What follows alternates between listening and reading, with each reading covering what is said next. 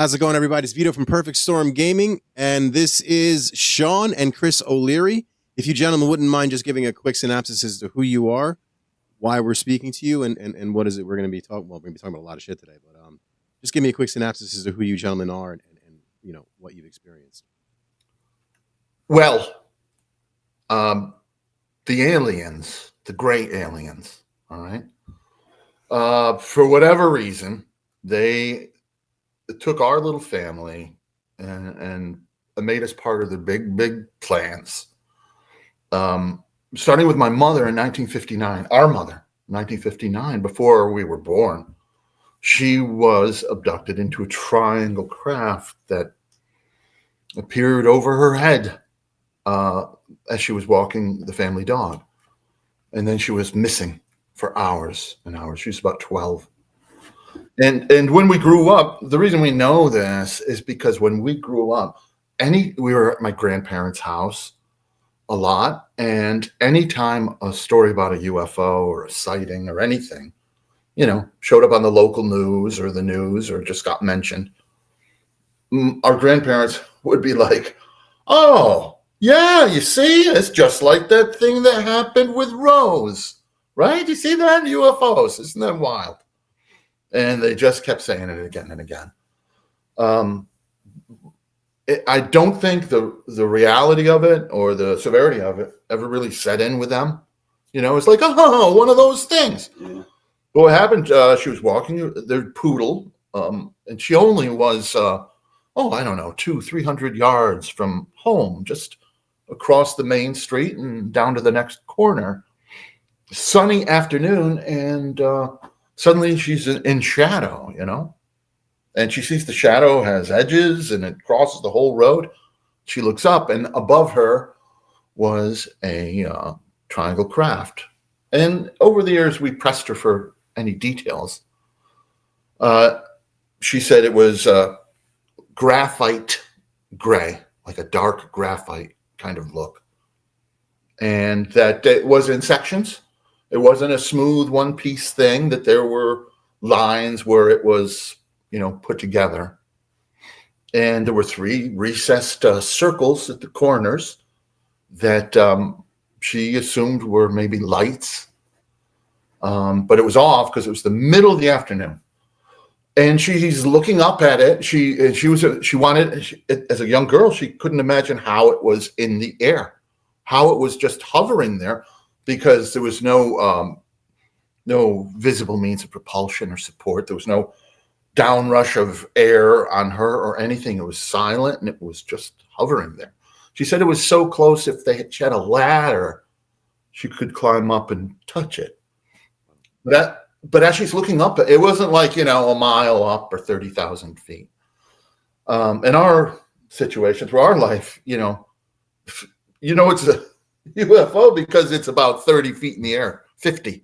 We're not like, what's that way up there? But anyway, so my mother was looking up, and in the center, there was a hatch, a rectangular hatch. It was open, and she's looking up, and it is complete blackness. That's all she sees is blackness. And then the next thing she saw was that she was on that street, but it was dark, completely dark, and it was summer, so it doesn't get dark till late. Right. And she doesn't have the dog. And she's completely disheveled. She's staggering home just as her parents are getting in the car to go search street by street for her and go to the police, probably. Now, this was the 1950s, 59. We're in a little town where nothing happened, so right. You don't leap to foul play. But after she didn't show up, and she's never late for dinner, they started calling her friends. None of her friends had seen her. And the dog came home. And then the dog came home on his own. Okay, I was going to ask about the dog. Like, Jesus Christ, did they keep the dog? It's crazy. And then, no, it was really an ornery dog. It was a full-size poodle. They definitely gave it back. Definitely gave it back, yeah. Yeah, but so that's how long they've involved us. They started taking me in 1966. They started taking, Sean was born in 70, so they started taking him 73, 74 with one spectacular abduction event that involved our whole family one day. So, yeah, that's why we're here. We have spent how many hours with these things? 1,000? Something like that. You Yeah. know? And Well is more it- than 100 abductions each. Sure. Do you know if, because it's rumored that these things, that abductions and things like that are hereditary, and clearly it is with your mom and with you two. Yeah. Yes. Do you know if it's if I mean, clearly I'm going to assume your grandparents are long since passed and moved on to better place. Do you know if they have experienced anything? Or I know back then people don't talk about that stuff. So Yeah, as far as we know, that's we no, we don't know anyway. Well, her father died in fighting in the Pacific Theater. okay. So she didn't really even know him. Oh wow, that sucks. I'm sorry. But if you want my opinion, I don't think this abduction phenomenon goes back past when they showed up en masse after World War II in the late 40s. That's when all this ramped up. And some people say, well, there's ancient aliens and there's abductions in the Bible and all those religions. But one, if you look at those abductions and the descriptions, the aliens, they do not resemble the Greys whatsoever, whether you're talking the Anunnaki or the four-headed being that took Ezekiel, things like that. And it may have something to do with the fact that we became a nuclear power and they decided to ramp up whatever plans they had. I'm just guessing. And I don't like to guess. We don't like to guess because we know quite a bit. But you'll notice there are no abductions in the Roaring '20s. There are no abductions in the Civil War. It's like you don't read letters from dearest Lulabelle. It is with deep heart that I write to you, and I express our confidence that our coming foray into Gettysburg will be easy as pie. Shouldn't anybody get hurt there, because we've got... Oh, and by the way, I saw this saucer ship. They took me aboard. They were emaciated little fellows, interested in parts of me that even you have not explored, my dearest Lulabelle. There's none of that. This started in, the Roswell times. Right. And for you guys, it's been going on for as long as you've been. Like, how old were you when you remember your first abduction, Sean? I was 3 going on 4. Wow. And Chris, for you? The same, actually. In '66, I was 3 years old. And the way I can distinguish how old I was during some of these is where we were living, because my parents were young and we moved from apartment to apartment almost every year until we settled down when Sean came along. Wow. So it's been going on for that long. So it's going on for basically the majority of the bulk of your lives. And is it a frequent occurrence? Is it like a weekly thing? Is it just, are there long periods of time that go where you guys don't get taken and or is it like, is it current? Is it common? Is it frequent? Like, how often? For Sean has been taken recently, even. Jesus Christ. Sure, and I would say when I was younger, it was more frequent. However, they're so good at what they do, they could have gotten me last night and I just don't even remember it. They're great at covering up your memories. They don't want us to remember. And if it weren't for a mistake, we wouldn't even remember. So if it were up to them, we would still have no idea. And I got to believe that there's a lot of people around the world who are being abducted who have absolutely no idea it's happening to them. That's how good these aliens are. They're very confident of what they're doing, and they're very good at it. And you guys have seen numerous different species, right? Which species have you guys seen? You've seen grays, and I know mantids, correct? Or mantis species? Well, I have. Sean, it's... Yeah, for me, it's been the short grays and the tall grays. And there was an occasion where there were 2 that seemed like they were in between. They were just shorter than I was. I'm just about 6 feet tall, and they were, maybe a couple of inches shorter than me, which is unusual, I think. And you said that they were a mixture, so maybe those are hybrids, correct? Like you guys, I believe, Chris, you said you have a child, right? I've heard the story. So that's where I heard you guys in one of the spaces on Twitter. Yes, you guys have absolutely. a hybrid child, correct? Sean was introduced to 4 small beings that could have been hybrids, but there are intermediate grays. There is the 5'5" or something gray, and it's not just short and it's not just tall. Yeah, I've heard that. I've heard that there's between 5 and 6 feet, and there's the 3 feet tall ones. Now, do you know if there's a hierarchy between them? Like, is there a difference? Or what is the difference between the grays? I've heard some of them are clones. I've heard some of them are not clones. I've heard some of them are autonomous, like worker bees. I've heard so many different things. What can you guys tell me about the grays, or the grays that you've dealt with? We can tell you a lot about the grays. First of all, the tall grays are over 7 feet tall. Okay. Then there's these intermediate ones, which resemble more the tall grays to me. Yeah. With the drawn face rather than the short grays, which are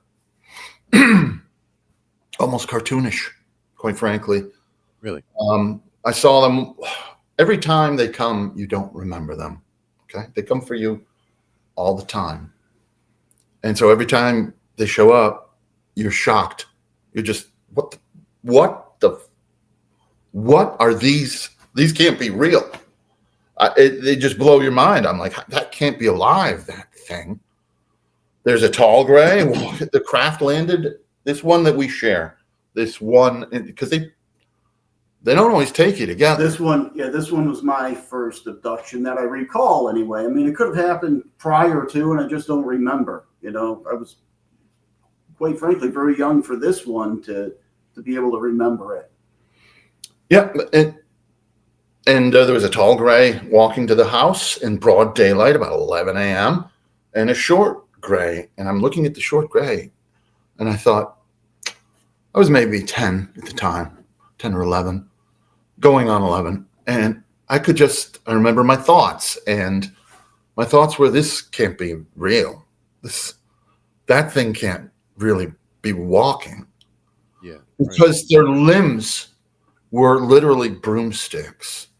The legs were broomstick thin. The arms were broomstick thin. There appeared to be absolutely no muscular structure that would enable these things to just be walking along.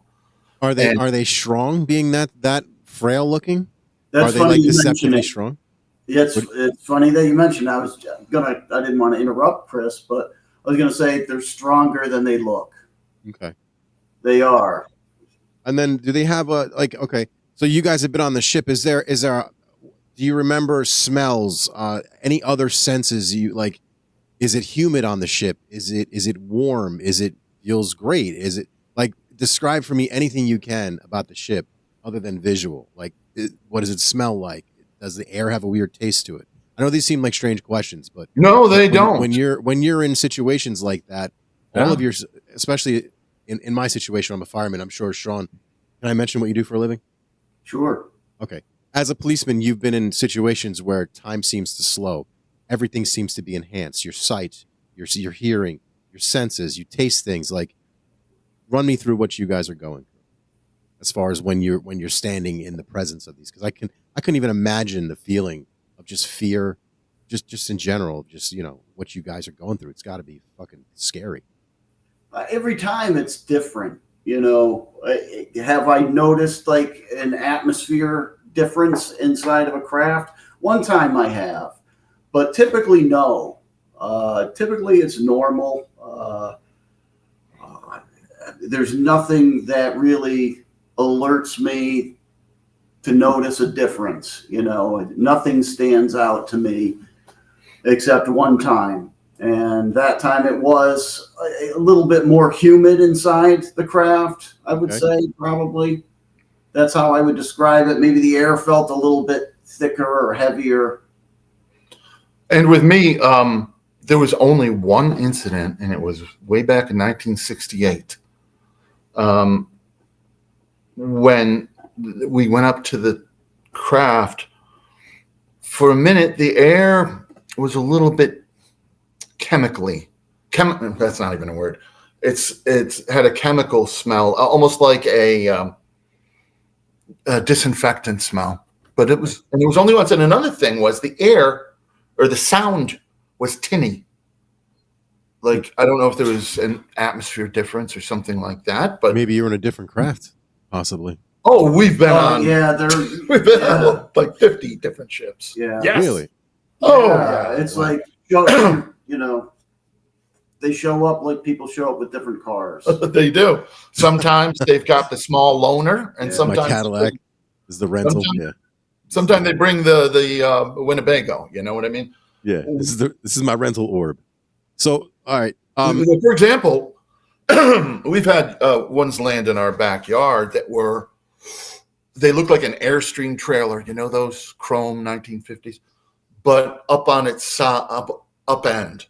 It wasn't huge. It was only about as big as like a UPS truck or something. Okay, so you had one of the cylinder or cigar ones, like a tube, and you said it was standing upright, like it wasn't on its side, it was upright.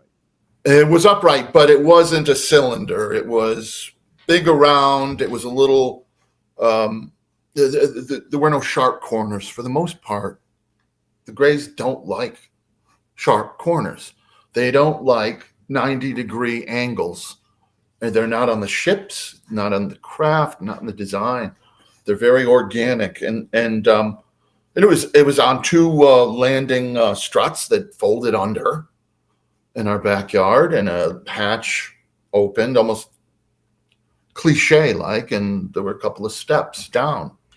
And inside, there was a central pole with a seat around it, and that's where they sat, the four of us, around this pole, and they were in a trance. I was a little more awake.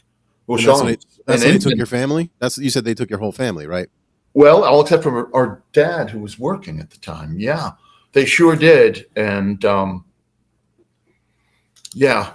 You said four of you. Seeing it landed in the yard. Chris had a different vantage point than I did. I was in a different room.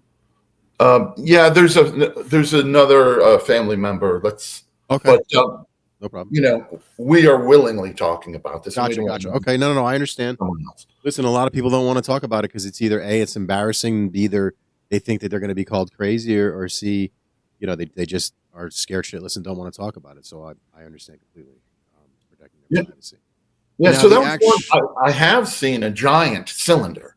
It was the size of 2 or 3 jumbo jets if they were all connected into one, with no tail section. Oh, wow. And I only saw it once. It went zipping down our street. Okay, there have been more alien ships on Elizabeth Lane, our street. We've had 2 residences on that street. There have been more ships there than there ever were in Roswell. Huh. You're talking hundreds of abductions in this neighborhood. That's just us. And we've recently run into a guy who was maybe half a mile from us, and he was taken throughout his childhood. So this is an absolute hotspot from a nearby town. Yes, we're at the north end of the Hudson Valley in New York, which has been an enormous UFO and abduction hotspot forever. I mean, we go back to the Rip Van Winkle, who woke up and was missing, 20 years. That Washington Irving was right here in the Hudson Valley. Whitley Strieber was taken maybe 80 miles from us in the Hudson Valley. Really? And yes. Yeah. And in the 1980s, from 82 to 85, there were so many mass sightings, over 25,000 witnesses, and so many that J. Allen Hynek came to write a book about it and compile data. He wrote the book. It was called Night Sea. She wrote it with another man. But they found as they started investigating, they were not only getting spectacular, clear UFO sightings, they were getting alien contact and abduction reports from these people. Wow. And Hynek refused to put any data of alien abductions in the book. His co-writer disagreed, but Hynek's Hynek. He said, "Why? This is what we're running into. Are they suddenly unbelievable witnesses? Because Right. Why not tell the truth? I don't understand that. Why wouldn't you want to tell the truth? Is he embarrassed? I think that's happening today with a lot of investigators. They will believe you if you say you saw an object in the sky, a light in the sky for 10 seconds. You tell them you saw an alien, they don't want anything to do with you. Right. I think at that time, Hynek felt, first of all, he was old. Second of all, he was a professional liar. Let's not forget that. He worked for the Air Force, and his job was to lie to people and tell them nothing happened. He's the author of the quote swamp gas. Mass sighting in Michigan, and he wrote it was swamp gas. Yeah, swamp ass. I call it swamp ass reflecting off your balls is what I call it. It's all like nonsense. Like, come on, bro. And so his job was to keep all this quiet, and he did switch teams and create NICAP, and they had a lot of reputable reports. They were a great database, but only of ships. They don't want to hear who's inside them. They don't want to hear anything about it. And Hynek, I think, his take was that, if we talk about aliens, we'll lose people. They won't believe us. And look, if you're talking about ships with windows, there's things inside them. What's looking out the window? Yeah, what's looking out the windows? AI? Yeah, they say it's intelligently controlled. By whom? By the intelligent beings in it. Yeah. Okay? And yes, we've been in triangles, mostly saucers or saucer variations. Some of them smaller, some of them large. When they took me in, before Sean was born, on Spring Street, we were right next to the Victorian row houses, with a little driveway space in between. The fucking saucer turned sideways like a wheel and lowered itself. It was bobbing and spinning in between our two houses. There weren't 20 feet between my window and the neighbor's window. Just a one-lane driveway with a car. And they didn't care. They don't seem to give a fuck. That's some scary shit, man. I think they have the ability to keep people. They can control your mind. I don't know what you know about the Greys, but they control your mind. I don't know much of anything. Only what I've heard. Are they kind to you? Are they indifferent? Are they like? Please explain to me how they are towards you guys, because that's kind of what I like. Do you feel as though it's malintent? Do you feel the intent is kind? Is it like, what do you guys feel or think about it? Because it scares the shit out of me, to be honest with you. Well, I think what they're doing is for their benefit. They're accomplishing whatever they want to do. However, they are nice, at least to us. We've heard nightmare encounters from other abductees. I don't want to speak for any of them, but they've been nicer than you would think they would be. And certainly not nicer than they have to be. They don't have to say anything to you. They don't have to answer any questions. True. They can just grab you and go, paralyze you and go. But they will talk to you. They will have small talk. They will greet you when they get there. I would consider them friendly if you're friendly to them. Okay. Do they tell you their names? Do they say, listen, this is do they ever give you a reason as to why they're doing this to you guys? Yeah. They are taking over this planet, and they are moving in. And the purpose of the abductions are to create hybrids that can replace us, that can live here, look completely human, and slowly squeeze us out. The hybrids look, at this point, after generations and generations of tinkering, well past our generations of hybrids. They're indistinguishable, but they're completely aliens on the inside. They control your mind, just like the other aliens, and they're completely linked with all the other aliens. But we don't agree. But the Greys, the tall Greys, have told me this. For people who think they've always lived here and they live in the bottom of the sea where they made spaceships out of what? Kelp and discarded Pepsi bottles? Is that what they're making them out of? I don't know. I heard Okay. the same thing you heard about the mothership that's under the ground in the Bahamas, and it attacks other ships, and if you get near it, it'll delete you, and They'll that's some delete scary you. shit. That's another thing. If you notice, as this phenomenon has crept in the computer age, all these computer terms come up. Delete you, download. They give you a download of information. They don't allow you access to your memories. It's just turning into. It's just a sign of the times. You know, there weren't computer references when we started because there were no computers. But, and anyway, the Tall Grays told me this, and this is verbatim, and they said it to me several times over the course of years, and I don't think it was the same gray every time.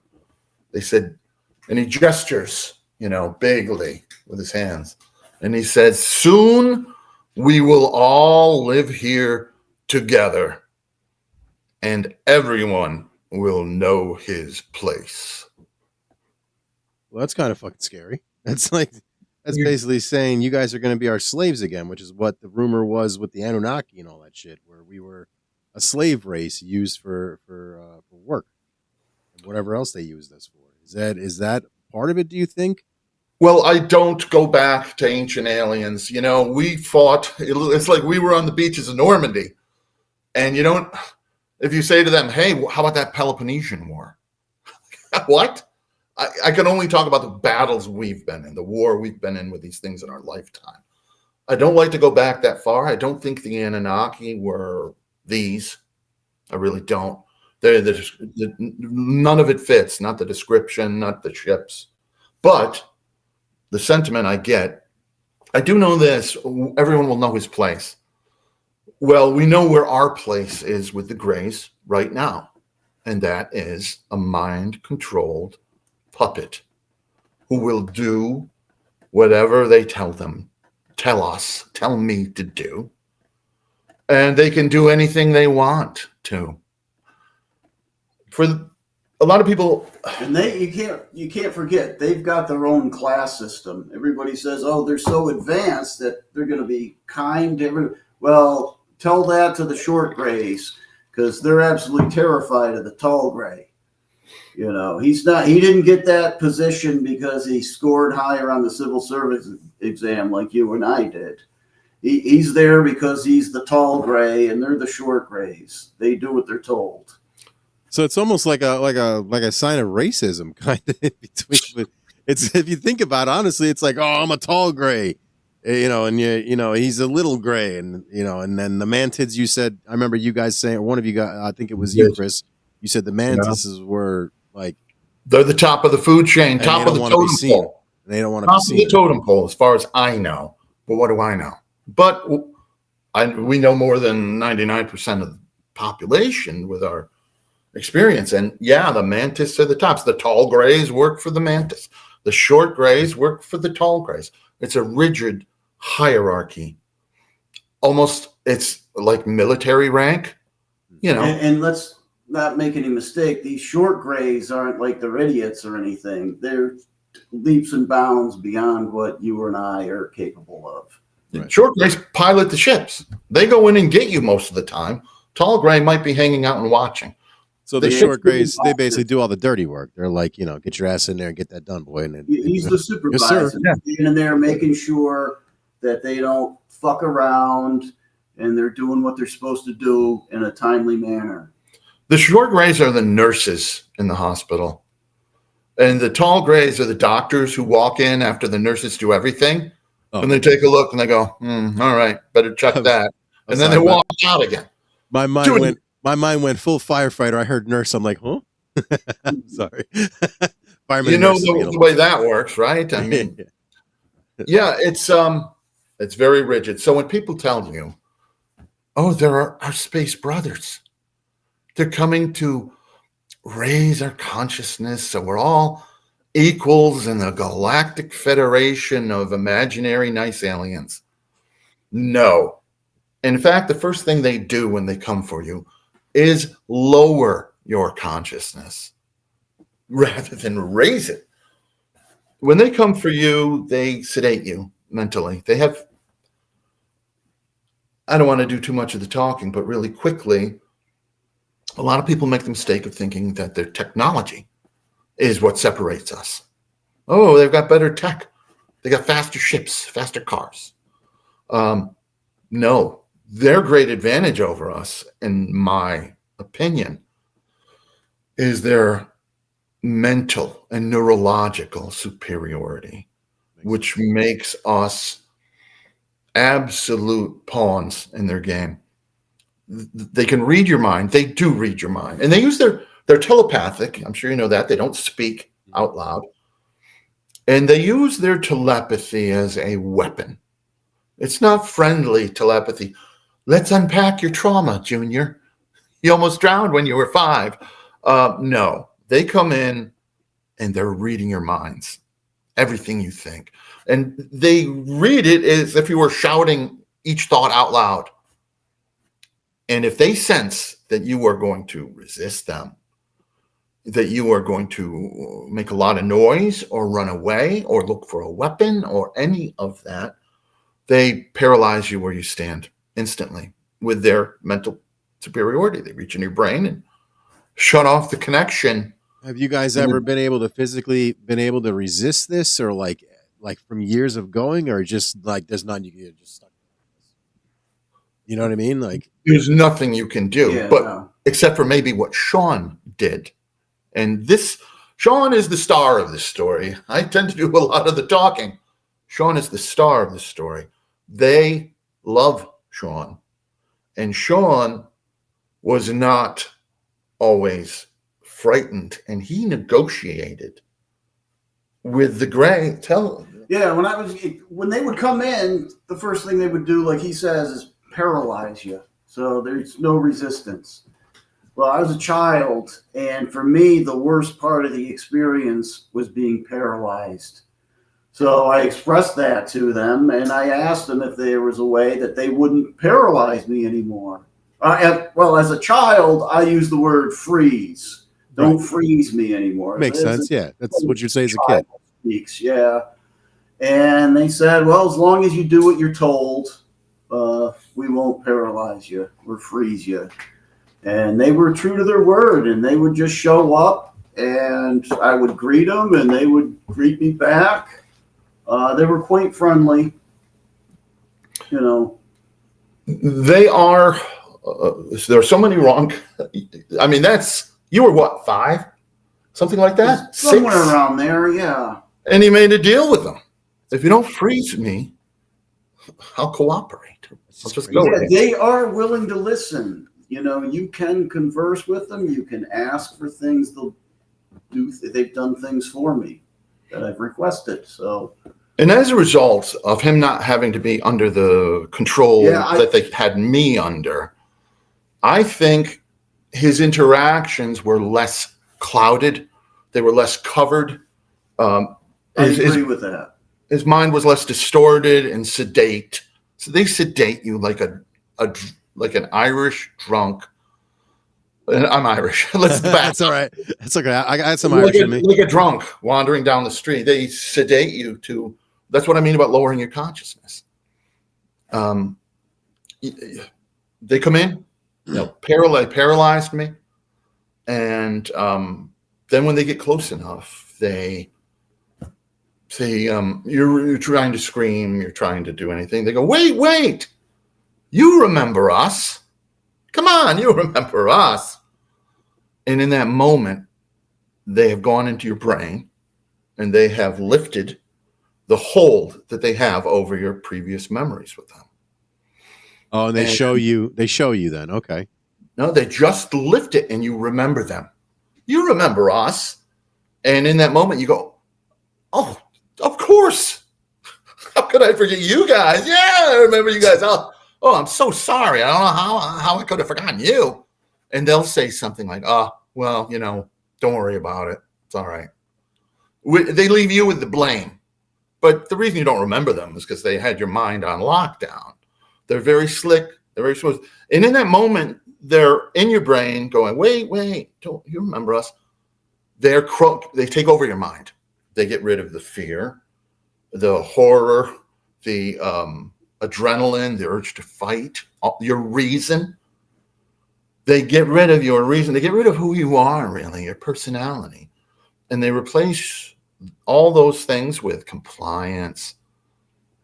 They make you think they're your best friend. Like, we're such friends, whatever you need me to do. And that's it. You are sunk. And then you're putty in their hands. And people say, well, why do they lift the memories? I think there's a few reasons. One, I think they lift because you're in such terror with these monsters walking in your house. Yeah. And let's face it, these are monsters as far, by any definition of a horror movie. Yeah, Listen, if I see a 7-foot tall goddamn mantis coming in my house, I'm going to shit myself. Like, legitimately, I will straight up shit my pants. Like, I'm not. And walk through the wall to do it, the solid wall. That's what I've heard. I've heard that they can phase through things. I actually just interviewed Michael Batista, and he was telling me the same thing, that they saw orbs and ships coming out of the ground like nothing, like out of the ground.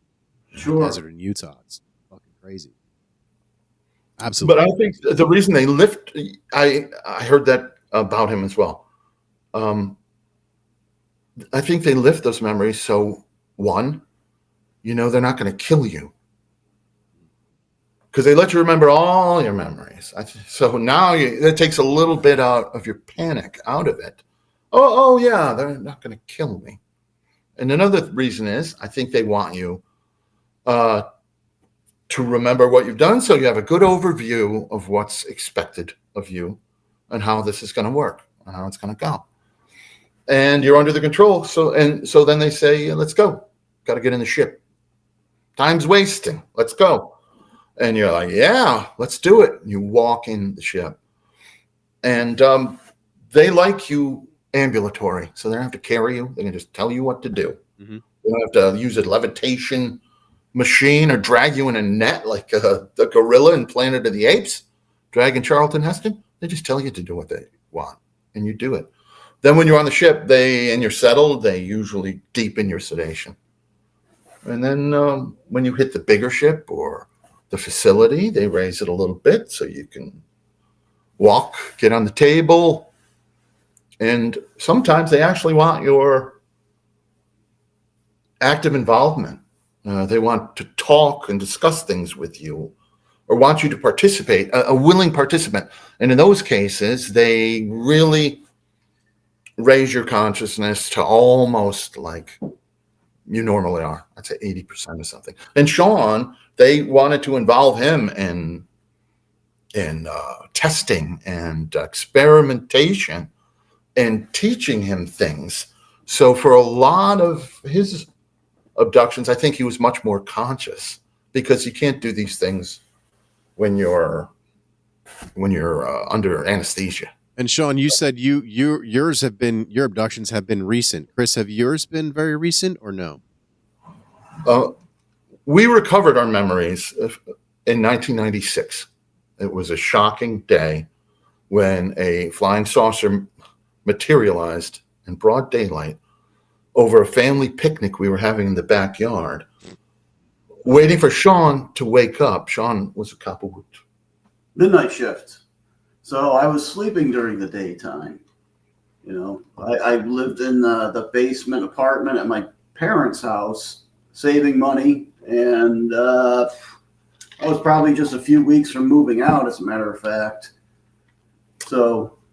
And they showed it was August 19th, 1996, and it was broad daylight. It was 6 p.m. in August, so the sun hadn't even set. Hold on. Hold on. Yeah. You just said August 19th? Yes. 1996. All right, so I've been with my wife since August of 1996. I'm not even kidding you. And the 19th is our wedding day. That's really? Crazy. I'm sorry. It's fucking, no. I'm like, wait a minute. All right. Yeah. Okay. Sorry. Go ahead. Sorry. And at that point, there were times, especially when we were younger, when you could remember things. You could ask parents about it. But after they shoot you down, they don't remember. then you don't remember, and all these threads. There's like a sweater that was just so loosely knit, it was kind of falling apart. And they don't like you thinking about it. So for 30 years, from 66 to 96, by the time we got to 96, I had no idea that anything had ever happened to me. That's how powerful their control was. They'd taken me 120, 130 times. Didn't remember any of it.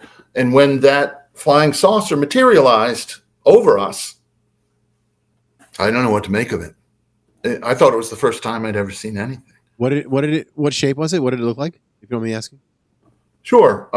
It was a classic. It was a flying saucer, but I didn't think of it that way. My mother pointed it out. I never would have seen it. Because they were controlling us. They had to bring Sean back. Why they had him till 6 p.m., I don't know. But they had to get him back because we're having a barbecue. And if he's not in that bedroom, shit's going to hit the fan. So they were bringing him back, and they were trying to be careful about it and sneaky, but they fucked up. It was impossible. Fucking broad daylight. It was broad daylight, but you know what? That's not the time to do it. Do that shit 3 a.m, not 2 p.m. It's not the only broad daylight incident, though. But yeah, but he's at work at 3 a.m. right as a cop, so that makes it difficult. Anyway, I was working traffic and crowd control for the police. I mean, he got me the gig during summers. There's a big racetrack here in the summer, and anyway. So I got off shift. I was invited to Mom's house, going to do some barbecuing. And I came in. I didn't even go home to change, so I'm wearing my, fake almost cop shirt, And I plopped down on a chaise lounge, reclined, and clear blue sky, perfectly blue. There wasn't a single cloud. And there was a newspaper next to me, and it was our local paper, and it's just a rag. We only used it for the TV listings, in 96. But for some reason, I picked it up. And I opened it, wide like this, the whole width, and I'm laying back in the chaise lounge, holding this paper spread open for some reason. And what I was actually doing was blocking my entire view of the sky, my entire view. And at the moment, I remember thinking, oh, why am I holding this stupid paper like this? Like I'm reading 2 pages at once.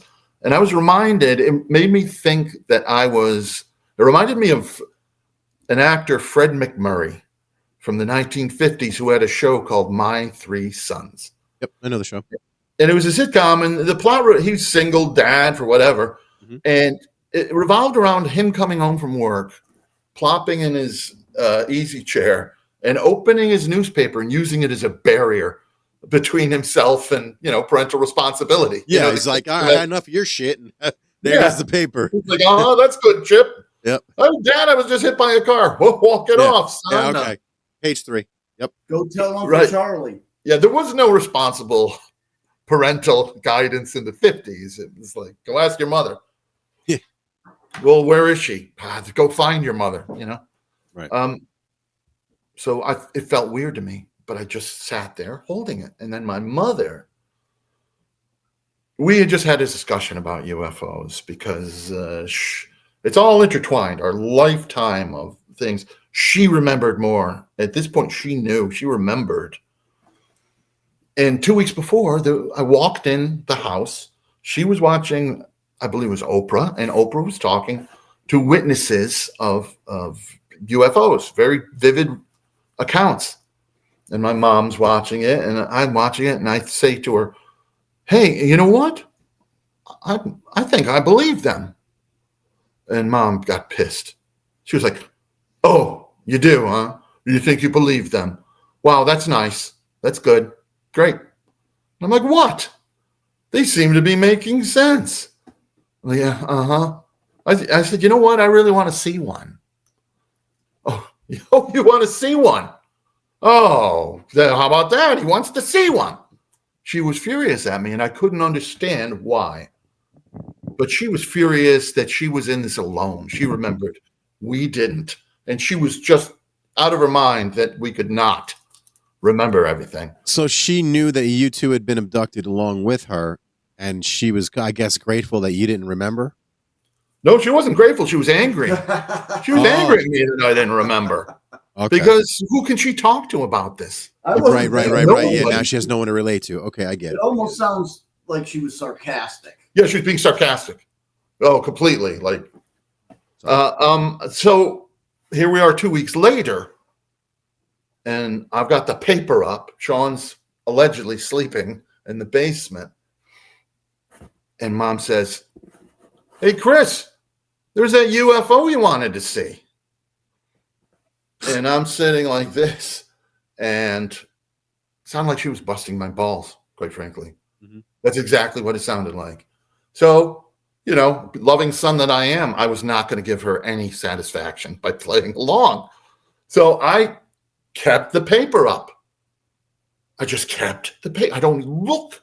And then a minute later, my Aunt Melissa, says to Mom, wait a minute. What is that? And I'm like, not buying it. And then Mom says, well, I don't know. I don't know. And Mom is not that great of an actor. She was confused and unsure. And so I go, okay. I figured, you know what? They've gone to all this effort. Did they write a script for this? Okay, here you go. You want me to look. And I go, okay, so what's, and I lower the paper, and there is a saucer, a disc-shaped craft materializing. It was coming through, I don't know, like a portal, slowly. And in that first moment, I thought it was very far off, very small. I thought maybe it was like over the racetrack where there's thousands of people. Maybe it was a promotional balloon shaped like the Death Star. It's a blimp, right? Yeah. I thought it was like a Death Star balloon, but it had been deflated, so it was kind of this shape. Mm-hmm.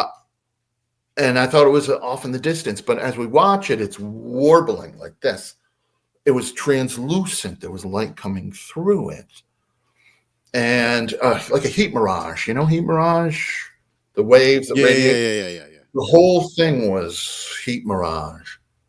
And it was pushing, it was pulling like taffy.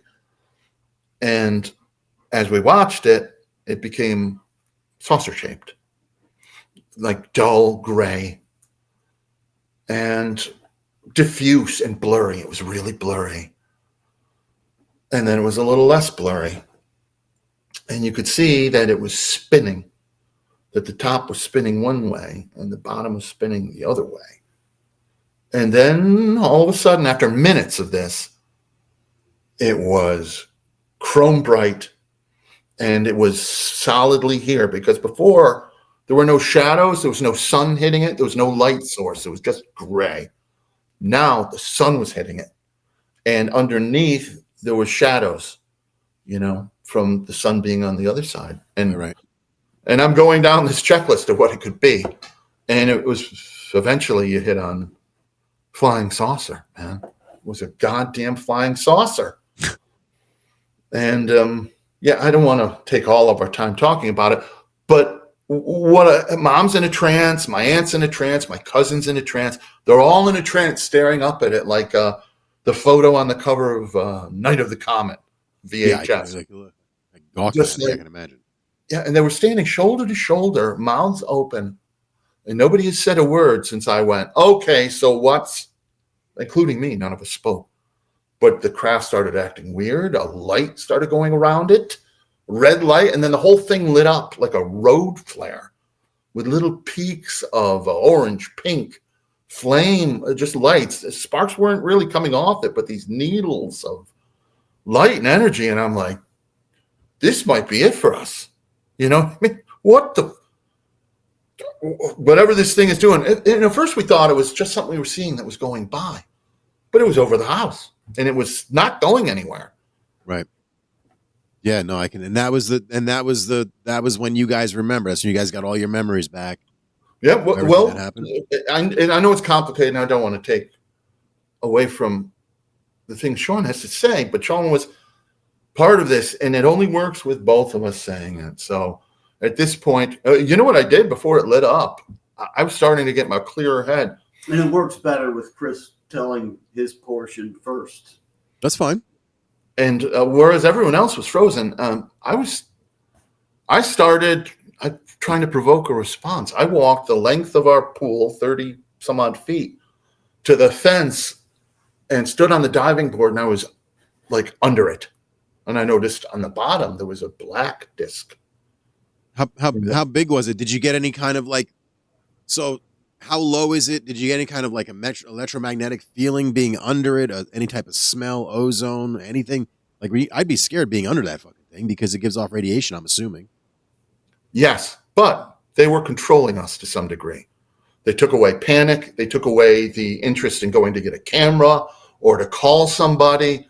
Mm-hmm. They wanted you just to be a sedated witness. They're able to control not just the abductees in the ships, but witnesses, apparently, because that's what they were doing. But I was kind of shaking out of it, and I walked under it. And as soon as I got under it, a voice in my head, I had an idea. I didn't have an idea, but they make it seem like it's your idea. And it popped into my head, hey, I shouldn't stand under this. Who knows what? Could be radiation or some crazy, I better, not safe. I better get away. And I backed away. Mm-hmm. But it wasn't my thought. They were telling me back away.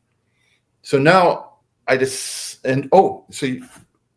I did was I was angry that these things could kill us. And why? Who told them they can hover over our fucking house?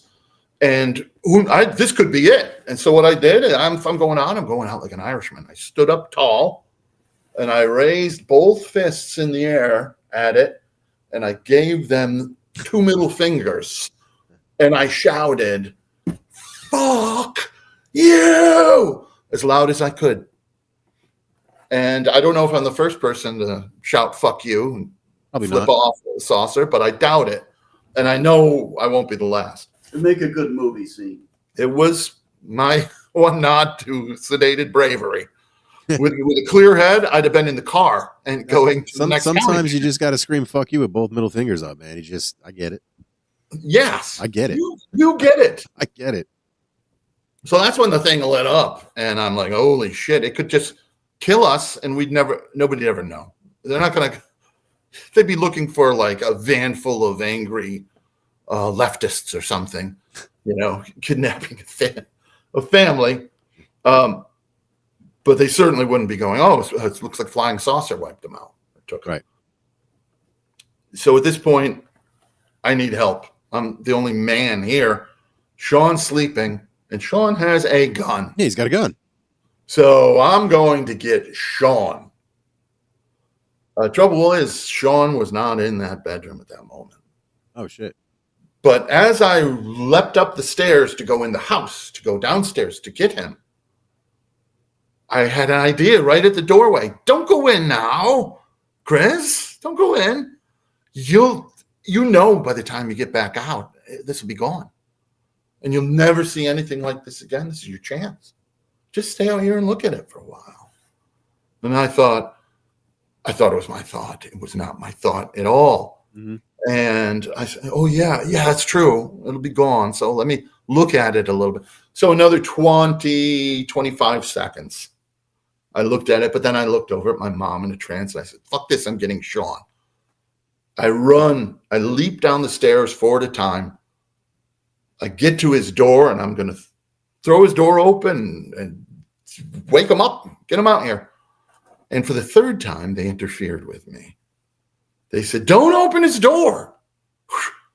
You could startle him, yelling at him, waking him up, and he has a gun, and he could be startled and shoot you. So don't open the door. And so I went, oh, I hadn't really thought about that. Yeah, well, okay, I won't open it. Instead, I pounded on it, with my fist and forearm. Bam, bam, bam, bam, bam. Sean, get up. Wake up. There's a UFO outside. Get up. Come up. And at this point, Sean has to take over. And we're going to back up a couple of minutes where Sean's involvement begins in this. For me, the first thing I remember is being elevated in the air, looking down at the backyard and seeing everybody by the pool. I'm not looking out a window or a porthole. It's as if there's no wall or anything around me. I'm just looking with an unobstructed view of the backyard. And I feel comfortable being there for whatever reason. I'm not asking myself, what am I doing hovering above the yard, looking down at everybody at the pool. I'm not the least bit concerned as to where I am. But I notice everybody at the pool and I get excited. And I want to go swimming with them. So I ask, can I go swimming? And this is the first time I remember seeing somebody else with me. There's off to my right side, maybe 8 or 10 feet off to my right, standing parallel with me, facing the same direction. Shorter gray alien leans forward at the waist, looks to his left to look at me, and he says, "We're taking you to bed. You can get up and go swimming." And he even emphasized the word up in that statement. And that's when I noticed there were 2 more standing behind me that were like mid-sized, just shortly smaller than me, shorter than me, I should say. And, I was inches from them. They were standing directly behind me, one at each shoulder. And then the next thing I notice, I'm looking down still at the pool and everybody. And the one, I recognize exactly where one person was. I remember distinctly my cousin being in the shallow end of the pool. I don't remember where everybody else was, but I remember seeing them and getting excited that people were over and we're going to go swimming. But as I'm watching them down there, all of a sudden I see light reflecting off the pool water, like nothing I'd ever seen before. It was little bright lights popping and moving, almost like they were shooting stars in the water. And I thought to myself, boy, that's really weird. And my only explanation I could come up with was it must be the angle that I'm looking at the pool. It's got to be the sun's reflection. And it just, for whatever reason, because I'm elevated, it looks strange like that. But if you put Chris's story and my story together, that must have been the same lights he saw coming off the craft when he was in the yard. Mm-hmm. I didn't see it like coming directly off the craft. I only saw the reflection of it off the pool water. Because you were in the craft, right? Yeah. And when I'm standing there talking to him, I feel completely normal. And the next thing I know, just like that, I'm in my basement. And I've got an arm over the shoulders of each one of those aliens who was standing behind me. Like I'm a drunk friend being helped to bed by his buddies. Right. And I actually did feel all of a sudden, once I got into the basement, I felt as though I had been drugged, like I was under anesthesia, or, I don't know if drunk is the right way to put it, but somewhere in that vicinity, I had trouble walking and they were doing most of the work. I was moving my legs, but they were supporting my weight and walking me towards the bedroom. We had appeared in the living room there, and we're walking towards the bedroom, and I leaned towards the right, looked to the one on my right arm, and I thanked him. And he didn't respond. So I thanked him again. And his response was, yeah. Yeah, that's his exact words. Yeah. You wouldn't think an alien would talk like that, but it's exactly how they spoke. Next thing I remember is that I'm in the bed. I'm in my bedroom in bed, and I'm kind of drifting off to sleep, and I hear, in my head, people say telepathy. I would describe telepathy as I hear it, but it's like wearing headphones as opposed to a speaker across the room. It's like a more direct way of communicating, but I actually hear a voice is the way I would describe it. I heard the one alien talking to the other one. I overheard him, and he says, "He's coming. We're going to get caught." And he said it in such a panic. I had never heard anyone as frightened as he was. He was absolutely panicked, terrified that they were going to get caught. And in my head, I'm thinking, who are they afraid of? Right, exactly. Who are they afraid of? And are they not supposed to be doing this? Is another thought I had. Is there some supreme being of some sort on his way here? Big This sexy is over what they're here. afraid of. I'm scared of Right big here. sexy. Supreme being, you can call me. Big sexy. And the other one answers him calmly. And that one's on the foot of my bed, standing at the foot of my bed. And he says, "No, he's not. Not yet." And I had to know who they were talking about. It took every ounce of energy I had to sit up in bed, look at the two of them who are now both at the foot of my bed, and ask, "Who's coming?" And they, I don't want to say both panicked now, but they hurriedly turned their heads to look at me, like surprised, and in unison said, "Go to sleep." And I had absolutely no choice in the matter. I laid right back down, started to drift off to sleep, and I heard Chris pounding on the door. Boom, boom, boom, boom, boom. "Sean, get up. There's a UFO outside." And I tried to answer him using telepathy, which I was just using with the aliens. And I said, "Of course there is. They were just here. They just left." And then it struck me what I'm trying to say. And I'm like, "What?" And so I threw the covers off, ran upstairs. And by that point, the UFO was gone. And I'm standing there in the bright sun. And it's dawning on me what the hell just happened. And not only is that memory in my head, but now I'm flooded with all these past memories of things that had happened. Oh, wow.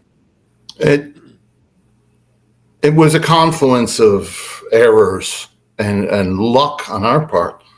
I wouldn't, if Mom didn't point the ship out a couple of times, I wouldn't have looked. If I would have just been like this, and they would have, because the ship was silent. Well, they're probably keeping you keeping you busy. If they're controlling you through telepathy, clearly your mother was able to break it, and your mother was the catalyst in getting you guys your memories back, which is huge. That's Yes. a great thing. I mean, it's crazy. It's changed our lives. That was Liberation Day. Sure. And what happened was, because I stopped Sean from getting fully back to sleep and all those memories covered, I dragged him into a state where he was trying to respond to me telepathically. And in that moment, That's he when had it came back. he had a foot in each world. Huh. He's like, "Wait a minute. What just happened?" And as he came upstairs, as he says, the memories were flooding back. Now we're all surrounding him. We're like, "Sean, you wouldn't believe it." I'm like talking like an auctioneer. "You wouldn't believe it. There was a flying saucer right outside. The real. Who would have thought they were real? I didn't think they were real. Here it was. It was right there." And Sean was wincing. He was in pain. He was I thought he'd be thrilled and excited, but he was in pain. And I thought, oh, I woke him up too soon. He had the kind of recoiling from the sunlight look that, you know, if you ever watch an old prison film from the 70s where they put him in the hot box for a week. Yeah. And then, look at all you know, they take him out. Yeah. the sun. Oh, God, the sun. Yeah, I got you. I bet Like a you remember vampire. how a shovel works now, won't you, boy? Right. You know?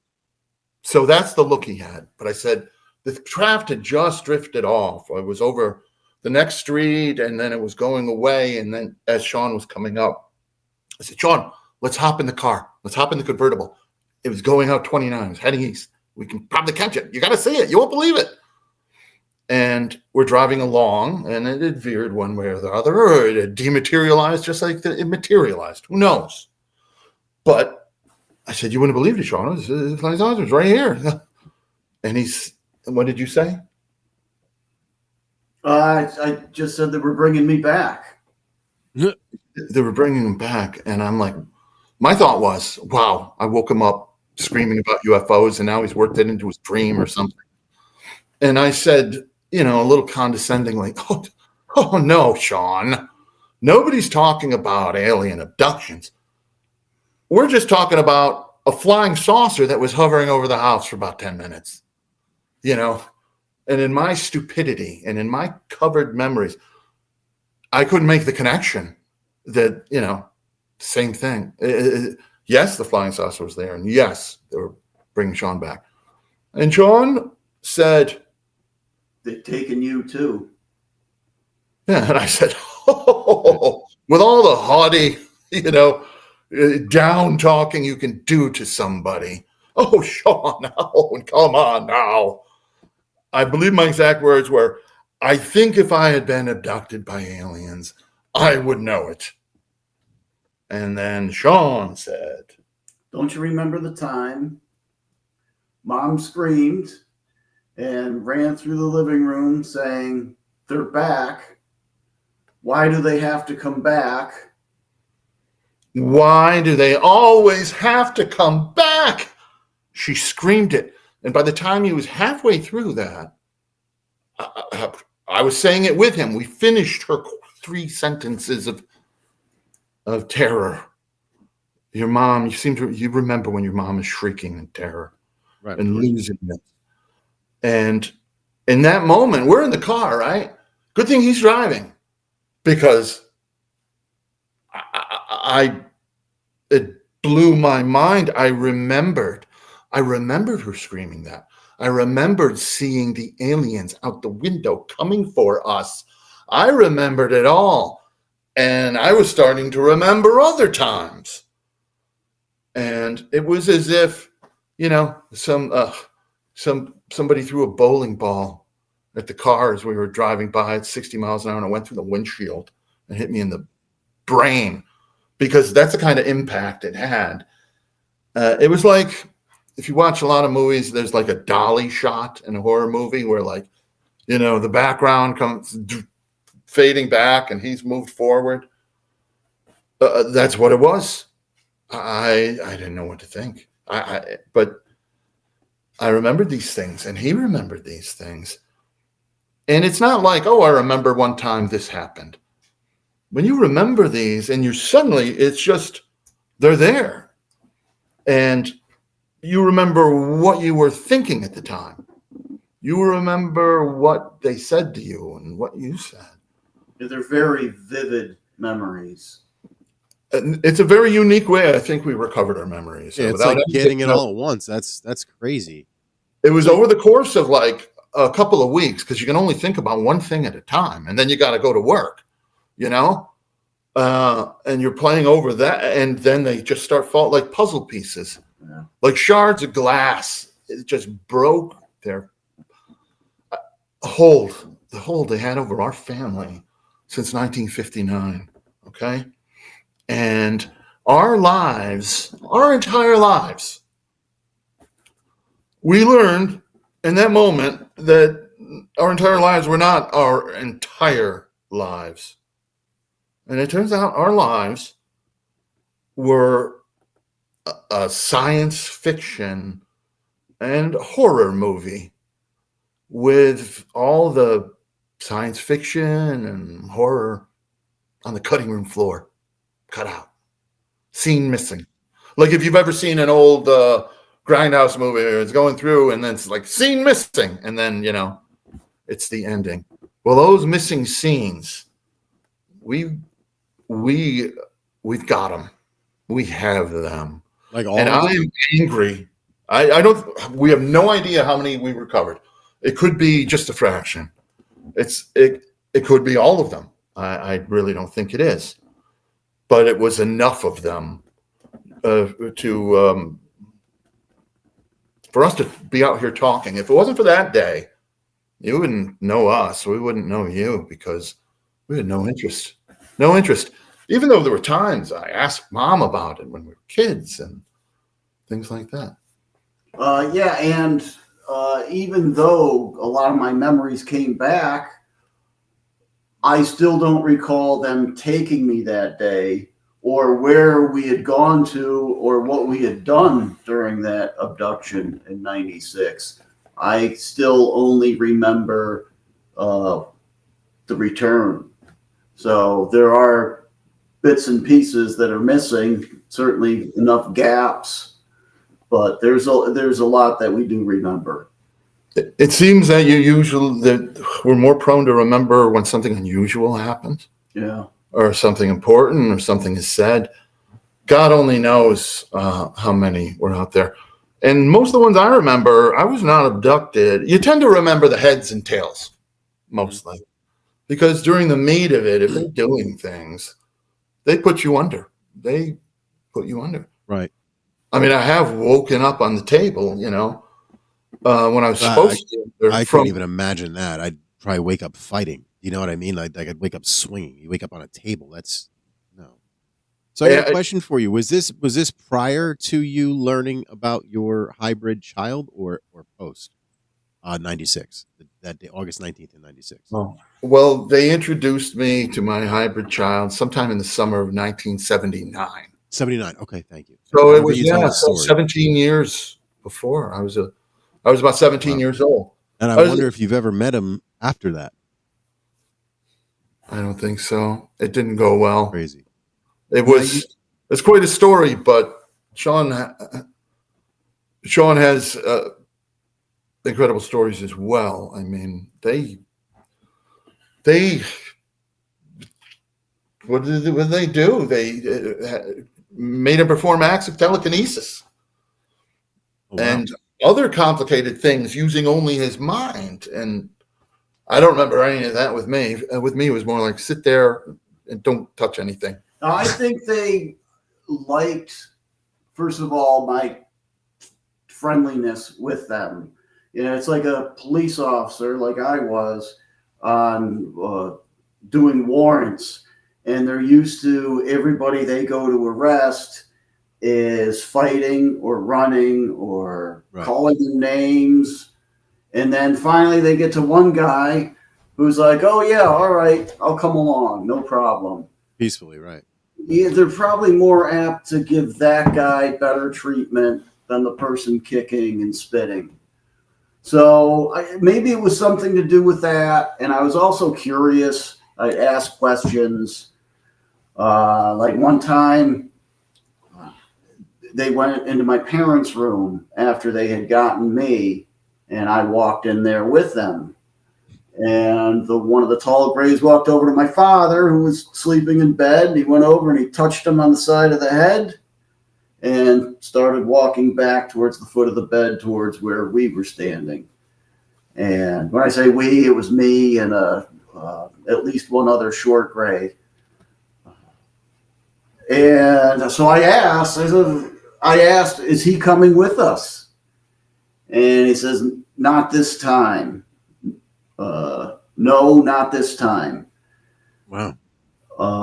So I asked, well, what if he wakes up? And he says, he won't. And he sounded partly annoyed that I asked, and partly maybe impressed that I'm asking. But he talks to the other alien, and he says, "Who is this kid to question me?"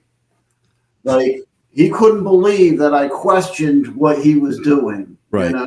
Questioning who is this insect to question the authority of the yeah, it's crazy. And then he walked over to my mother, and he touched her on the head, and she got up as if she was in a trance, threw the blankets off her, had her nightgown on, and walked towards the bedroom window where a light was shining through. And when she got to the window, she was like a complete trance. You know, she was not alert to what was going on around her. She walked into that light at the window. She levitated off the ground, did a somersault in midair, and then shot out through the closed window at an incredible speed. The fuck? Through the closed window. Through the closed window, yeah. It's not like she phased through the window in the light, and I guess went into whatever the ship was. Yeah, it must have been. They seem to almost always. I can only remember one other time at that house where they didn't. I don't want to say park, but they stop on the southern end of our house typically. Yeah. I mean, occasionally they'll land, but very rarely. So most of the time they'll hover like right outside. You said that the ship came through a portal. Is that something that you've seen often? Is that something that you've only dealt with the first time? Like, do you think that touches on do you think that these things are interplanetary, interdimensional? The grays and the mantises that you've seen? Because you've seen just the two different types of grays and a mantis, right? Have you seen any type of humanoid? No, there's many different types of grays. There are a dozen variations more. Okay. As we say, there's the intermediate height, but they can vary in skin color.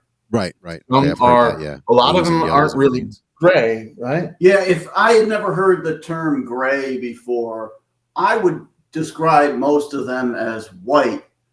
But they're in the shape. I know there's another, people are calling them tall whites, which I think are something different. These are definitely the shape of grays, but to me, the complexion they're certainly whiter than I am. Yeah, the tall whites are supposed to be humanoid looking. They're like the Nordics allegedly, except for they're bigger.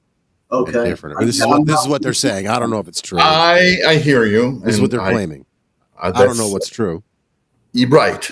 And I only know what's true for me, you know. But yeah, they're the tall grays. When I was a kid, I thought they were ghosts.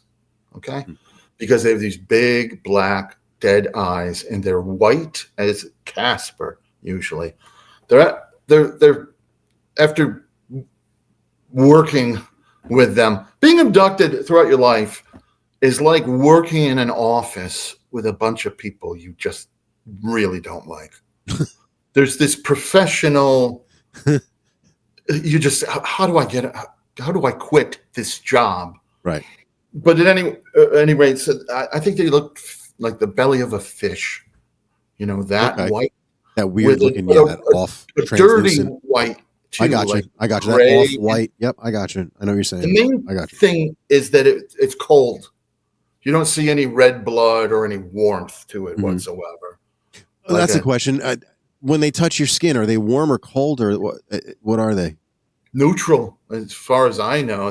They put their hands on my head, tilted my head back to look me in the eyes and tell me to be quiet, because I managed to get a scream out, and that annoyed them. Yeah, but I can't say that I've noticed either warmth or cold either. I mean, I only remember. I mean, I've been touched by them a number of times, but I don't remember saying, wow, that's warm, or wow, that's cold. Yeah, and you're sedated. You know, it's not your thinking. Right. You're not playing a detective. Because if you start paying attention and like making mental notes, oh, look at the way that guy's cloak is. Those boots are weird. And look at the way they turn their heads. Like, they hear you. And they don't want you taking notes. Okay? And they most often stand behind you, depending on what they have you doing, so you're not staring at them. Yeah, you're not there to learn. You're there to be. What type of clothing are they wearing? What does the clothing look like? Or outfits? Mostly J. Crew, but no, I'll tell you. The gap. I'll tell you the tall grays, they wear a lot of cloaks. All right. If they're out, they're wearing a black cloak. They kind of look like the ghost face killer from the Scream movies. Oh boy, that's creepy. In a black cloak and the white face and the big black eyes. Of course, the face is shaped differently, and these are alive and real. Right. They like cloaks. And on the ships, I've seen them wearing like glittery cloaks. You know that oil fabric where if you look at it different ways, you see colors? Yeah. The black dress, the blue dress. Yeah. Okay. Ooh, like a oil in a puddle. It's Right. kind of, you can see all these different colors. Yeah, and personally, I think they like lilac, a very light purple, and a very light minty green. They're not big on colors at all, but the tall grays, I've seen them wearing those. And with my one encounter with the Mantis, who was the biggest asshole you'd ever want to meet, he was wearing a big flowing purple cloak, like a deep, richly dyed purple. And how big are those? Are those large, or are they human sized? Are they smaller? The Mantis? It was bigger than the tall grays. It was like 8 feet. Oh shit. 8 to 9 feet. And from my kid's point of view, that's enormous. Yeah, that's I wasn't huge. I could tell this pretty quick. The grays were walking me back, 2 tall grays, my handlers. They're walking me back to the shuttle thing to take me home. And, I came to consciousness already walking, and they like you to walk. They raise you up a little bit, and I'm walking, and we're walking back. And they walk fast, and they have long legs, and they're about 10 feet ahead of me, but I'm there walking. Everything's cool. I am in and out, but I was slightly conscious. And as we walk around a curved hallway, and there's a lot of curves, man, they don't like 90 degrees. They don't like straight lines. Everything's organic. So we're walking around this curved hallway, and I look to my left, and there was a door open, with a curved top. Everything's curved. And I look in, I just, notice, and there's 2 tall grays, and they are lifting and helping this even taller being. I thought in the moment, it like a grasshopper almost. And they're moving it and lifting it into a chair, like a throne, a big plush chair. And I could sense the being's pain and stiffness. I could hear it creak. I think it was remarkably old because it wasn't some bright green. It was almost that brownish color that things take before they shed their skin or melt. But I noticed it, and that's all. And I'm past the door, and the door was closing. And we got about 10 feet down the hallway, and the 2 tall grays and me, we hear a booming voice in our heads. And this voice was different. I've heard many gray voices. And the voice boomed, "Bring him back to me. He saw me. Bring him back." And the 2 tall grays, which I think were my normal handlers. I think you're assigned to certain ones. And one of them talks, the other one doesn't, but he's speaking for both of us. Anyway, so the 1 tall gray says back to the booming voice, "Oh, no, he's under, he didn't see anything. We got to get him back. I mean, it's not a lot of time. We really got to get going. We're behind schedule, got to get him back." That tall gray was covering for me. Mm-hmm. And the Mantis boomed again. He said, "He saw me. I saw through his eyes. He saw me. Bring him back." And the tall gray goes, "Oh, okay. All right." and the tall gray gets down in my face. I mean, they bend way down and their necks are long, and he cranes in my face and he whispers to me, telepathically, don't speak. Don't say anything. Don't say a word. And we go back in. We go to the room. The door opens, and it's not a big room. It's like, 10 feet and curved, oval shaped. And there's this, there's the two tall grays that were helping the Mantis. They're my two tall gray handlers. And there's me. And I was, 10, 9, 10. And there's this thing sitting on it's clearly a throne, in his royal purple robe and his arms that fold over with serrated. And it didn't seem to have a mouth or a nose. It was just a triangle head and eyes set back and on the sides. And we're there. And, the grays are in your head. And the two tall grays were in my head, just keeping me cool, keeping me from panicking. I know they were, because I would not be that cool. I was sedated to begin with, but they were keeping me cool. And the Mantis thing says, put him on his knees. And I went just like that. I'm like, what the fuck? I don't know if I knew what the fuck. I think I did. Fuck you. You got on your knees. Yeah, I'm like, what an asshole move. I'm thinking. Like, what is this, a gladiator movie? On my knees. And the tall gray, like, just get down on your knees. And he's kind of guiding me. And just right here. Be cool. And it says the gray, or the Mantis, starts booming at me, and he's staring me in the face. And he's saying, you never saw me. You did not see me. Do you understand me? And he was repeating it. And as he's looking into me, it was like everything kind of went white around the edges. It was like, it was very different than what the grays are. Mm-hmm. And he says, if you ever tell anyone that you saw me, I will kill your parents. And lets it hang there. And he says, I will kill your dog. And, those are the only things that really matter to a 9-year-old. Right. Parents and dog. Yeah.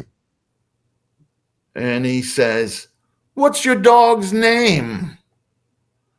And just like that. And with that, he's reaching into my eyeballs. You can feel it going down like your optic nerve, looking for my dog's name. And it felt like it was pulling dental floss out of my eyeballs. Oof. There's no pain or discomfort to the gray's telepathy. It's as smooth as just being in a room with somebody saying something. But it was horribly painful. And after a minute, he goes, Poochie. Your dog's name is Poochie. With that self-satisfied pride of a fucking cartoon villain. Mm-hmm. If you ever tell anyone you saw me, I will kill Poochie. Get him out of here. And my two handlers are like, yeah, okay, great, right? We also got to get him back. As soon as we were outside that door, the grays told me, run. How fast can you run? Run. Before he changes his mind. Yeah, fuck that. And I thought, they've never asked me to run. They were scared for me. Wow. They were scared. And we ran.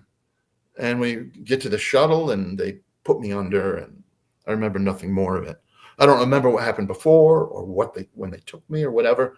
Probably routine, but I remember that. So yeah, they're assholes. I could.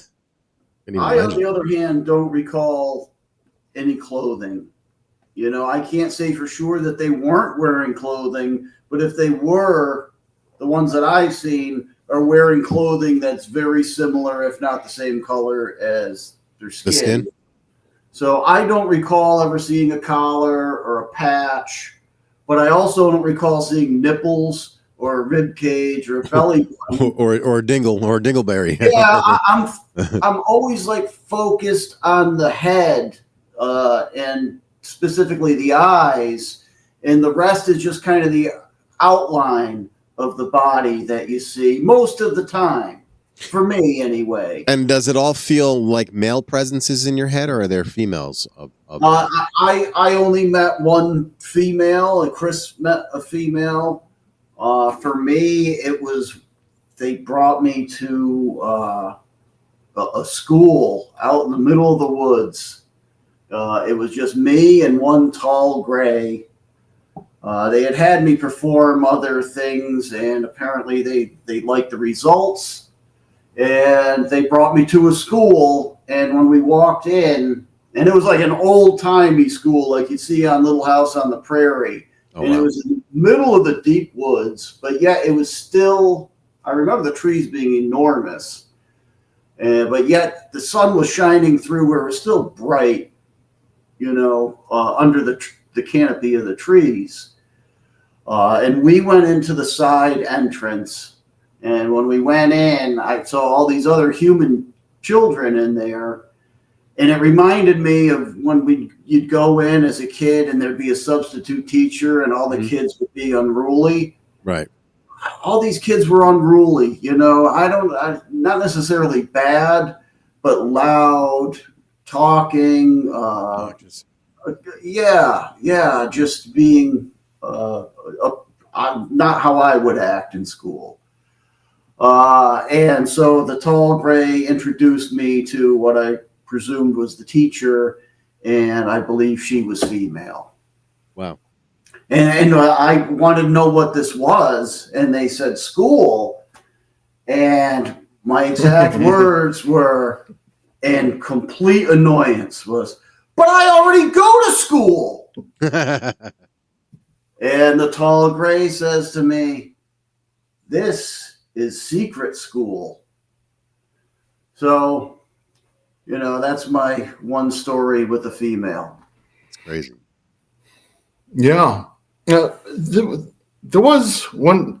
But as far as the Greys' clothes, the short Greys, they don't wear robes. They wear like skin tight, like jumpsuits or leotards. I've seen them with a metal collar and wrist things and belt. And black, wearing like UGG boots, kind of. Now, for me, it's possible that they're wearing these, and I just don't take note of it. It's like if a bank robbery happens, I might just notice the face or the gun and not pay attention to what the pants are. What kind of shoes on that robber? That's right. I'd rather not make something up. I'm just going to be honest and say I don't notice those details. Gotcha. No. Thank you. I'd rather you be blatantly honest than make some bullshit up. Not that I'm saying that you'd ever. If I don't know something, I'll say I don't know. There's plenty of things that we both know that there's no shame in not having an answer to something. So you guys feel as though these things. I just want to also say I've seen a short Greys wearing white, kind of skin tight. Uniform leotards with collars and often a belt, not always a belt, sometimes a one piece, and always some kind of footwear. I've never seen first of all, I've never seen a nude alien ever. Even that Mantis had a robe. If you wanted to take a peek, you probably could have. But as I say, the tall Greys often robes. They have a Roman kind of look sometimes. Interesting. Like a Julius Caesar. I've seen one with the fabric folded over his arm. You know what I mean? That look. So do they always just take you guys on ships, or do they take you, like, do you think that you've been elsewhere besides it, like a base? And if so, do you think the base is on planet? Do you think the base is elsewhere? Where do you think where do you know the location by chance, or have an idea of the location? Top secret. We can't tell you. You're going to have to buy the book. Yeah. Oh, you guys writing a book? I'll read it. No, We are writing a we book. are writing a book. But Look no, for we don't have the secret. Oh, they're gonna be blowing you up. Oh, the goddamn grifters are selling book. You know, they always fucking attack people that are For selling the low shit. price of $14.99 a per chapter. page. Yeah. Yeah. You can read along A chapter. with the adventures. So We're questions the for you. worst grifters in the world because we've never We're made out a here nickel giving it- Yeah. out of all this information. We're just giving it away. One, we We out don't of want to spite. come across as charlatans, Right. making up a story to try to make money. That's not what we're doing. Right. But yes, they take you places. They've taken me to some kind of space, either a giant ship or some kind of station in space, looking back at the Earth. Also, Oh, wow. they've taken us underground. Wow. And here's how I know, okay? We're all in this small craft. It's taking off. And mom's in a trance and he's in a trance. He's almost a baby. But I'm kind of alert. And they put you against this padded pole, sitting on a padded round thing, and a kind of red metal bar just comes down, like if you're on like a roller coaster or a merry-go-round. There's that safety bar, which you really won't count on. Right. It's kind of a guide thing, probably to stop you from falling out on the floor. But anyway, I was kind of alert, and the ship is lifting off, and I want to see what the city looks like from above. I was a kid. I'd never been in a plane. I've only imagined. So I slip under the bar, and I start walking to the quote-unquote windshield. There's two short grays, and they're working the controls, and somewhere is a tall gray. That's kind of like the team unit of 3 that they often send to us. They're piloting the ship. I can't hear them. They're communicating with each other. They're really not aware of me. I just want to creep a little closer and see the city. And one of them whips around and screams, "What is this one doing up?" And it hits you. People who say the grays are emotionless don't know what they're talking about, because they do have emotions. They're not going to weep to a country song or anything like that, but they're very capable of mostly serious emotions. And when they feel, people who say they're robots or AI or avatars, when they have a strong emotion, it's more than just the words in your head that you think you hear. The emotion they're having exudes off of them like a wave. You can feel it, literally. You feel it hit you. It's not like, well, due to his facial expression and his tone of voice, I know he's happy or, Or angry. You feel the anger hit you. Yeah. It's like being at the front of a concert with a bass amplifier in your face. Yeah. You feel it thumping on your chest. It's a tangible thing. So Wow. He screamed at me, and another one comes and puts me back in seat. So now the ship's under control, I guess. All I can see through the windshield is gray. Like we're inside a cloud or something. And I was disappointed. And there's the 2 aliens, the one that screamed at me, and then the other one. The other one spins his chair around, and he says to me, "What were you trying to do anyway?" And he's kind of laughing about it. He's, "What are you trying to do?" Like I was going to say, I'm going to take over the ship or get a parachute or something. And I said, I just wanted to see what the city looked like from above. I've never been up in something. And he says, well, the nice one says to me, well, we don't really go up. And he says, to clarify, he goes, well, we go up a little bit, but then we go down. And the other alien, the main one, screams at him, "Shut up! What are you doing? You don't tell them that. You don't tell them anything." And the nice one argues back, "So relax. The kid's curious. that's a good thing, right? And besides, he's not going to remember any of this. And the mean one said, well, don't. Jokes on both of them. I do remember it. You remember, yeah. I do remember. And that's the thing. That's one more thing we should cover is that the Greys, the way they speak. All right? Yeah. Go ahead. Yeah, I was just going to say, similar to Chris's incident, that one time an alien told me something that he shouldn't have told me. I won't get into it. But when the tall gray heard what he said, he couldn't believe it. I mean, I don't know if his facial expression changed at all, but when he looked in my direction, you could just see the look of shock that he had on his face. And he walked over to the short alien who just told me this, and he asked him one question.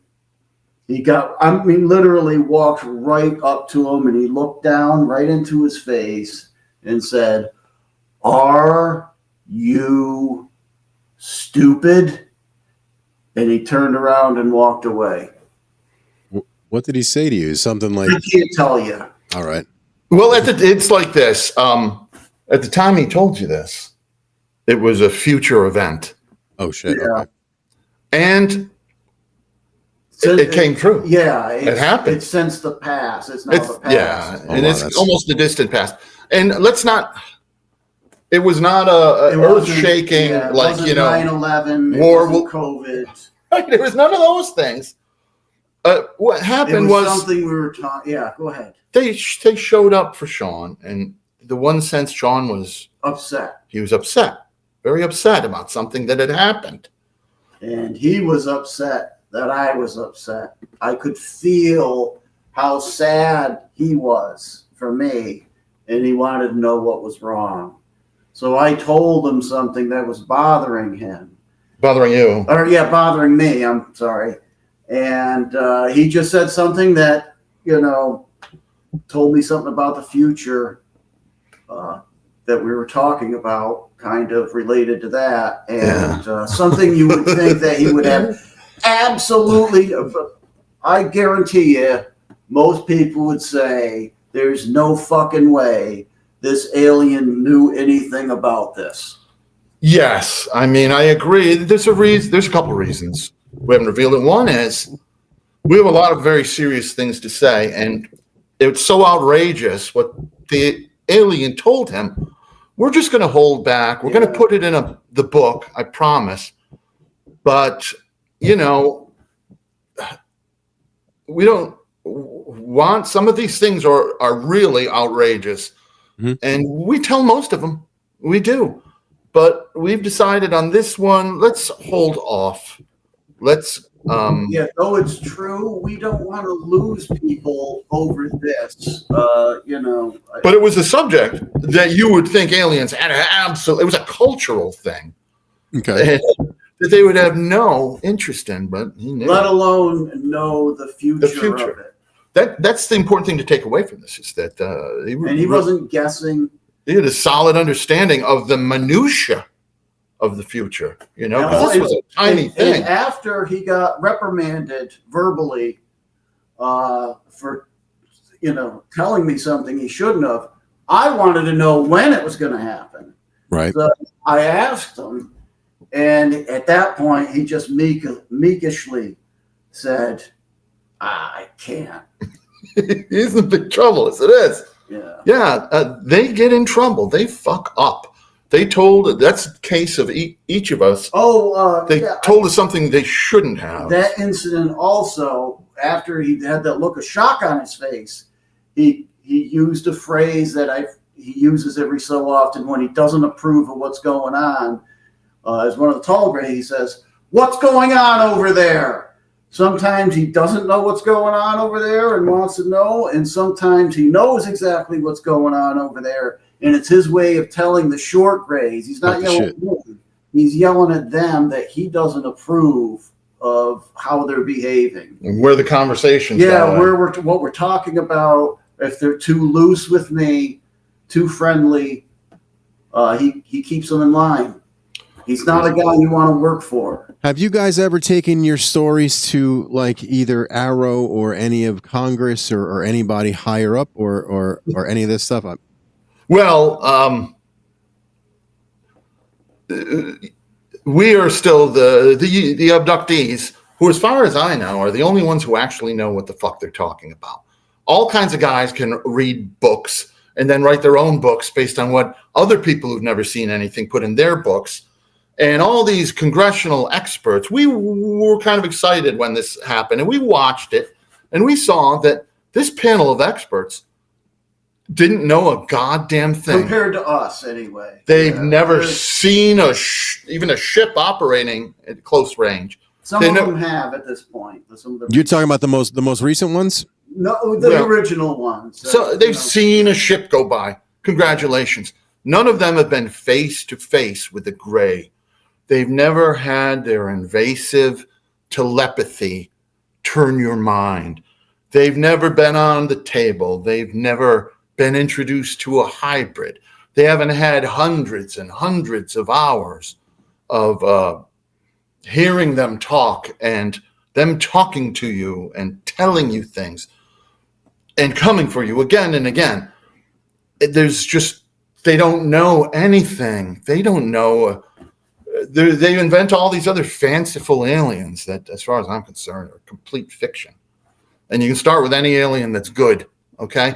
If there are aliens that are good, what are they doing to stop little girls and daughters in their teens from being kidnapped routinely and forced to reproduce? Oh, Jesus Christ. Hybrid aliens. I mean, where are the good aliens? And we hear things like the allies of humanity.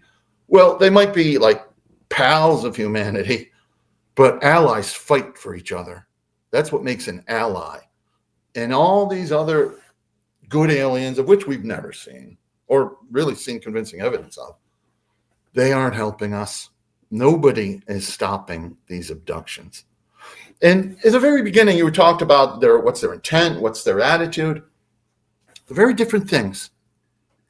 Their intent, as far as I'm concerned, is the worst it possibly could be. But they're sophisticated. A lot of them are kind. Some of them are cruel. Most of them, you use this word, most of them are indifferent. It's a job to them. Their emotions range from bored to sometimes amused, but not often, angry, disinterested. You get the feeling a lot of them would rather be someplace else. Probably tired of working with stupid kids every day. I don't know. But their intent is everyone who attaches good intents to these aliens, to these grays, and their contact, and they're here to, bring us up to 5G or introduce us to the Galactic Federation of Cool Guys, to shepherd our evolution, to test us and enlighten us. It's all horseshit.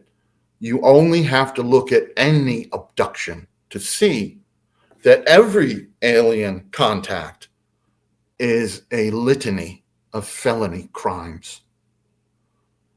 Home invasion. Any one of these crimes would land you in prison, probably for life. Yeah, for sure. But they come in as home invasion. They take you, kidnapping, human trafficking of minors to who knows where, forced surgical procedures, mind control, memory control, control of your physical body, and how about forced reproduction? See, that's what I was always scared of because of the fact that there are so many just missing people throughout the world, just people that are just gone, and there's no explanation to it. And Yes. it's either the government's doing it and they're giving them to them, or they're doing it, the aliens. Or they ran into grizzly bears, or there are a lot of crazy people out there. Right. I know these beings that we deal with, they're not gonna not return somebody because here's the headlines. They don't like bad press. They don't like people even knowing they exist. Yeah, they don't want us knowing, let alone the neighbors or the news or the community. They don't want it, so they'll bring you back. They'll just cover your memory. It's like they never took you. I do know there's David Politis and a lot of people working on missing persons, but it doesn't really fit with the aliens situation that we know, and we've been treated better than a lot of abductees. But I mean, they're making hybrids out of us, man. Right, but you have a hybrid child, for fuck's sake. They're making them, to replace us. They're moving in. They've told me to my face, oh, well, you just think they're moving in. He told we're moving in, and we're taking the master suite. So you can. What I'll say is I don't know. I can't say that Chris is wrong, but I have no idea. I don't know what their agenda is, but I know what they're doing is because they want to do it.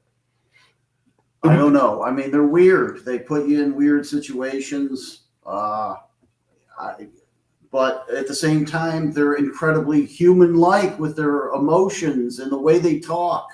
And like Chris pointed out, they use conversational English even when they're talking to each other and you're not supposed to be listening. I find that bizarre myself.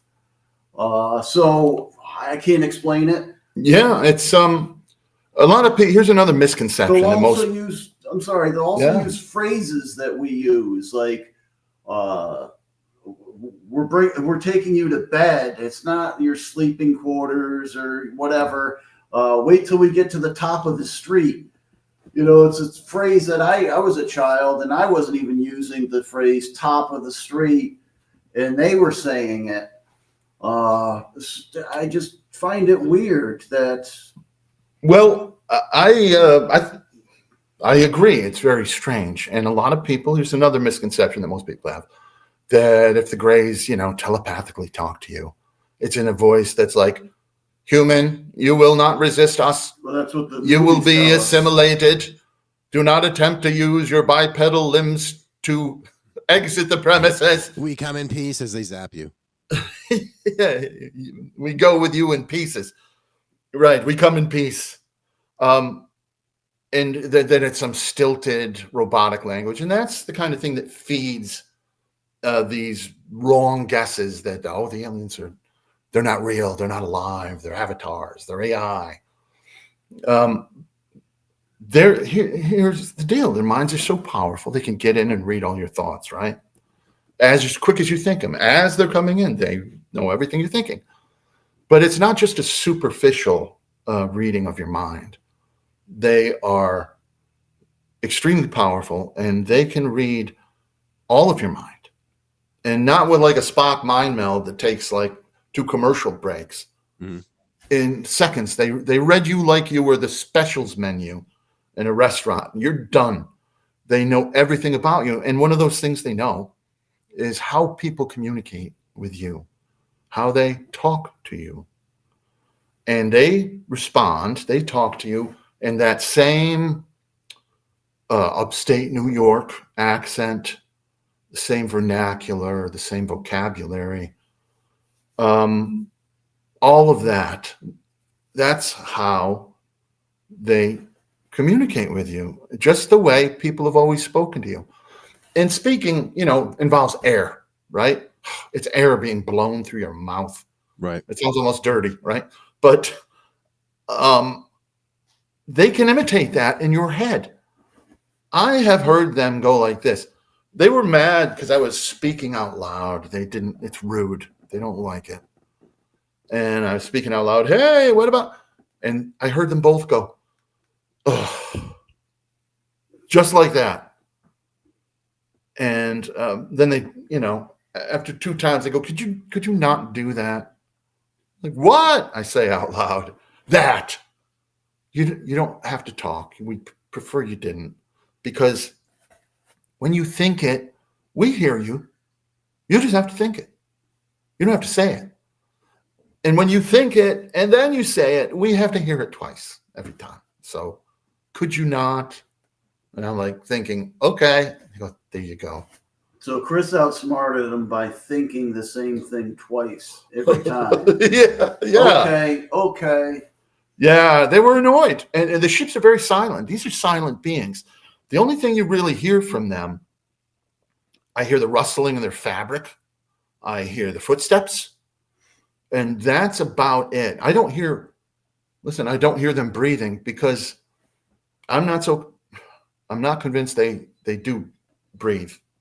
I couldn't really say. I've never seen them draw a breath or exhale or anything like that. Do they blink? No. I'm going to say no. No. Yeah, no way. That's why that like Skinny Bob video. I was going to ask you about that. Links left and right, and so if it is legit, it's something that isn't a gray. It's it's not one of the real ones that we've seen. It could be a hybrid or something like that. But its eyebrow morphs weirdly. Like there was no reason for it to morph like that. And he has luxurious eyelashes. Is that Maybelline or like almost like mine? Yeah, he does. I've got the eyelashes too, man. I get it.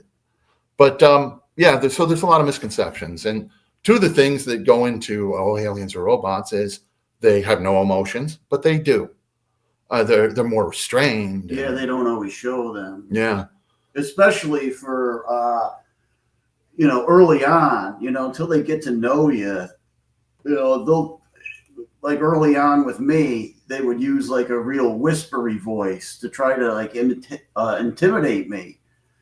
Like first time I saw him, going back to the incident with my mother screaming, why do they always have to come back? She ran upstairs, hid in like attic space. I went up with her. I found her up there, and alien floated through the ceiling, through the roof, and came down. And the first thing he said to me, this is the first time I ever heard an alien talk to me, "You can't hide from us," in like a real whispery voice. But as the years went on, it would be just like a normal person talking. If you had your eyes closed, you would think it was a human being talking to you. Yeah, that was the same one. Like my mom screamed. I ran into the dining room. I was going in the kitchen and I saw them. I saw a short gray walking right towards the picture window, tall gray walking towards the kitchen door, and I thought, I'll go lock the kitchen door. That'll stop them, right? I was 9. I don't even know what these things are. And my mom said, that's not gonna do anything. And she was hustling upstairs, Sean going upstairs, and that's when they paralyzed me. I couldn't move. I couldn't go to lock the door. So I'm forced to stand there watching. The only thing you can move are your eyes, man. And I'm watching, and the tall gray and his black cloak billowing kind of moves quickly to the back door. He looked like a newsreel from the 1920s. Remember, they had a different frame rate, so everybody seemed to be moving kind of herky-jerky, a little bit quicker. That's how that tall gray was moving towards the back door. The short gray was just walking at the picture window. And the tall gray comes in the kitchen. I'm paralyzed. The short gray just walks through the window and the window frame and wall. And they're standing. Didn't even knock. Yeah, the gray don't knock. You take one away from this. I don't think they need Gray to, right? don't knock. And there I am, and it's this tall creature, the short creature. I can't move. And I remember I had like a mental breakdown. My brain just gave up. I don't know what any of this is. I don't know why I can't move. And I screamed. I managed to scream out loud. Sometimes they'll mute you, like the goddamn remote control. They will mute you, and you can't scream. To me, yeah. But I screamed. And the tall gray was annoyed. He kind of moves over quick, slaps his 4-fingered hand on my head and tilts my head back and looks me in the eye and says, it was a cross between be quiet and shut up. And it was sometimes it's in the middle. Mm-hmm. And then it was just like a buzz. Boo. I was placid. I was under control. I can't see it, but Mom and Sean are being marched out to the ship, and then I'm in the ship, and that was the time I ducked under and got in trouble for, and got one of them in trouble for telling me we don't go up, really. We go up a little bit, but we go down. So and they took us that day to this. It was the biggest abduction. This is one of the few ones where I remember everything. Almost. They took us to an underground facility. The walls were rough, blackish rock, like slate. The layers, the years. But the floors were polished like marble. And the floors were not like smooth, straight. They kind of arced and rolled, almost like a skateboard park for geriatrics, just slight waves and rises, Mm-hmm. And there was a little stream in between two of the walkways. And I see there's Mom and Sean being led away. There's this big cavernous area where it was the biggest event we've ever been a part of. There were over 300 abductees easily. And my family's getting led away, and I try to cut through the crowd to catch up with them. They're disappearing around some other cave corridor.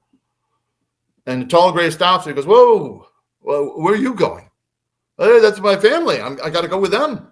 And they said, No, you're over here. You're going over here. And he moves me to the front of a row and paralyzes me and leaves me standing there. And I can see everything, but I can't move. And there were so many people. There were 2 rows of people here, and the front one was an old woman. Oh, making noise? Oh, sorry, I was touching the box. I'm very tactile, so an old woman and just like overweight, 50s, wearing just a bra and panties, and she's standing there in a trance. And I was embarrassed for her. You know what I mean? Mm-hmm. But I couldn't do anything, and I couldn't really look too far away. But a few minutes later, and I should say, I was right against the stream, and there was a little bridge over the stream, like the kind you'd see in a shopping mall in the 70s. They'd all have a water feature and a little bridge over it. And there were 2 reptilians. It's the only time I ever saw reptilians. Oh, wow. And I don't like to talk about it because they've got their own lore that really doesn't fit in with a lot of what we know. But these reptilians were working for the Greys. They were like security for this enormous operation. And a few minutes later, about 3 or 4 people behind me, I can't turn and see, some guy starts moaning out loud, nasally. And he says, "This is not a dream.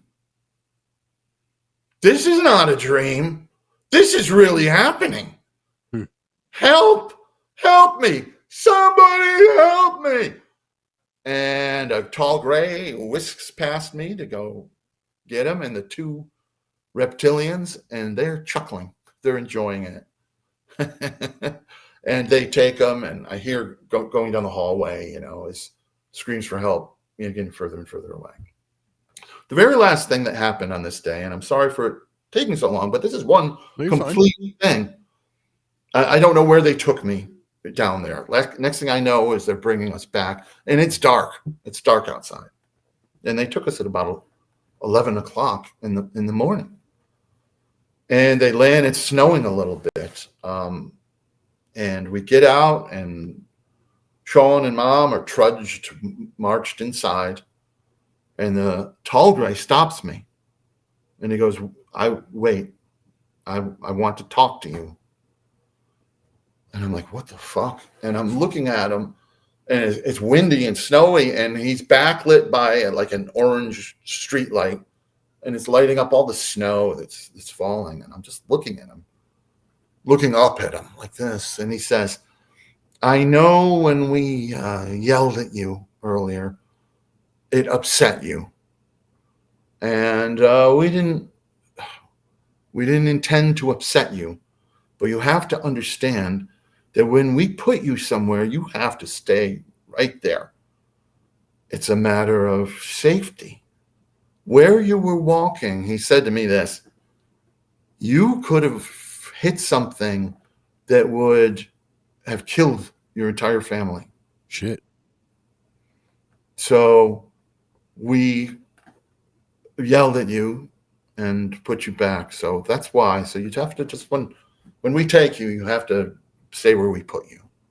Now, go ahead inside. I'm like, okay. Went inside, and me and Sean were plopped on the couch. Mom was upstairs in bed, and the Grays walk out. And I said, wait a minute. What just happened? We have to talk about this. And I believe Sean was falling asleep. And he's like, yeah, I'm just really tired. And fell asleep on the couch next to me. And next thing I remember, the house is black. And my dad comes home. And he comes inside, and there's not a light on in the entire house. And he's angry. He's like, what the fuck? What's going on? Where is everybody? He's turning on light switches, kitchen, dining room. Comes in the living room, flicks it on, and there's the two of us on a couch. He's like, what the hell are you doing sitting in the dark?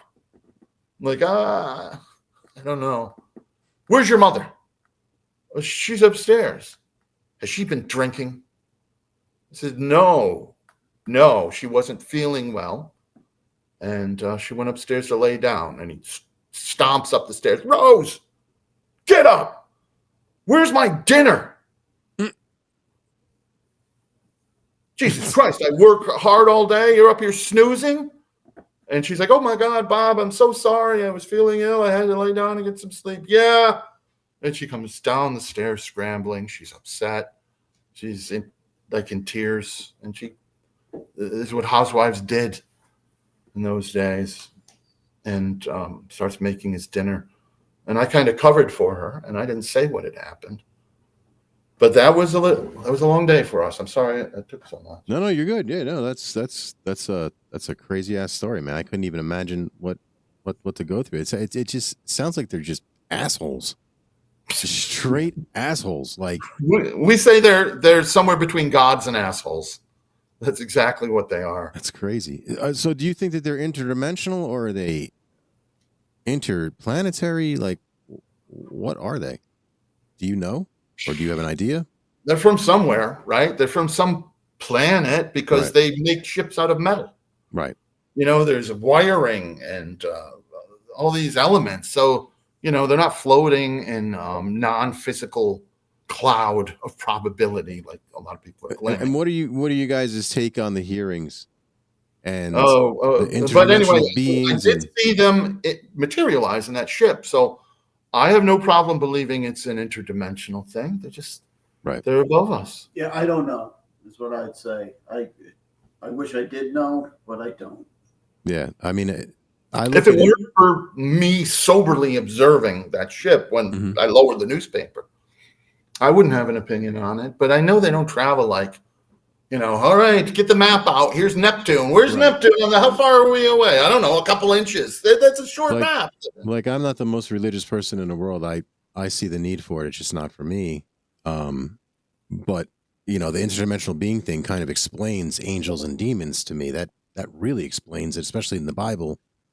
And when you put it together, that would explain why we thought that they were angels. You know what I mean? So that would make sense. So it's all confusing to me. I was really impressed with Dylan Borland. I liked his testimony, but he was all right.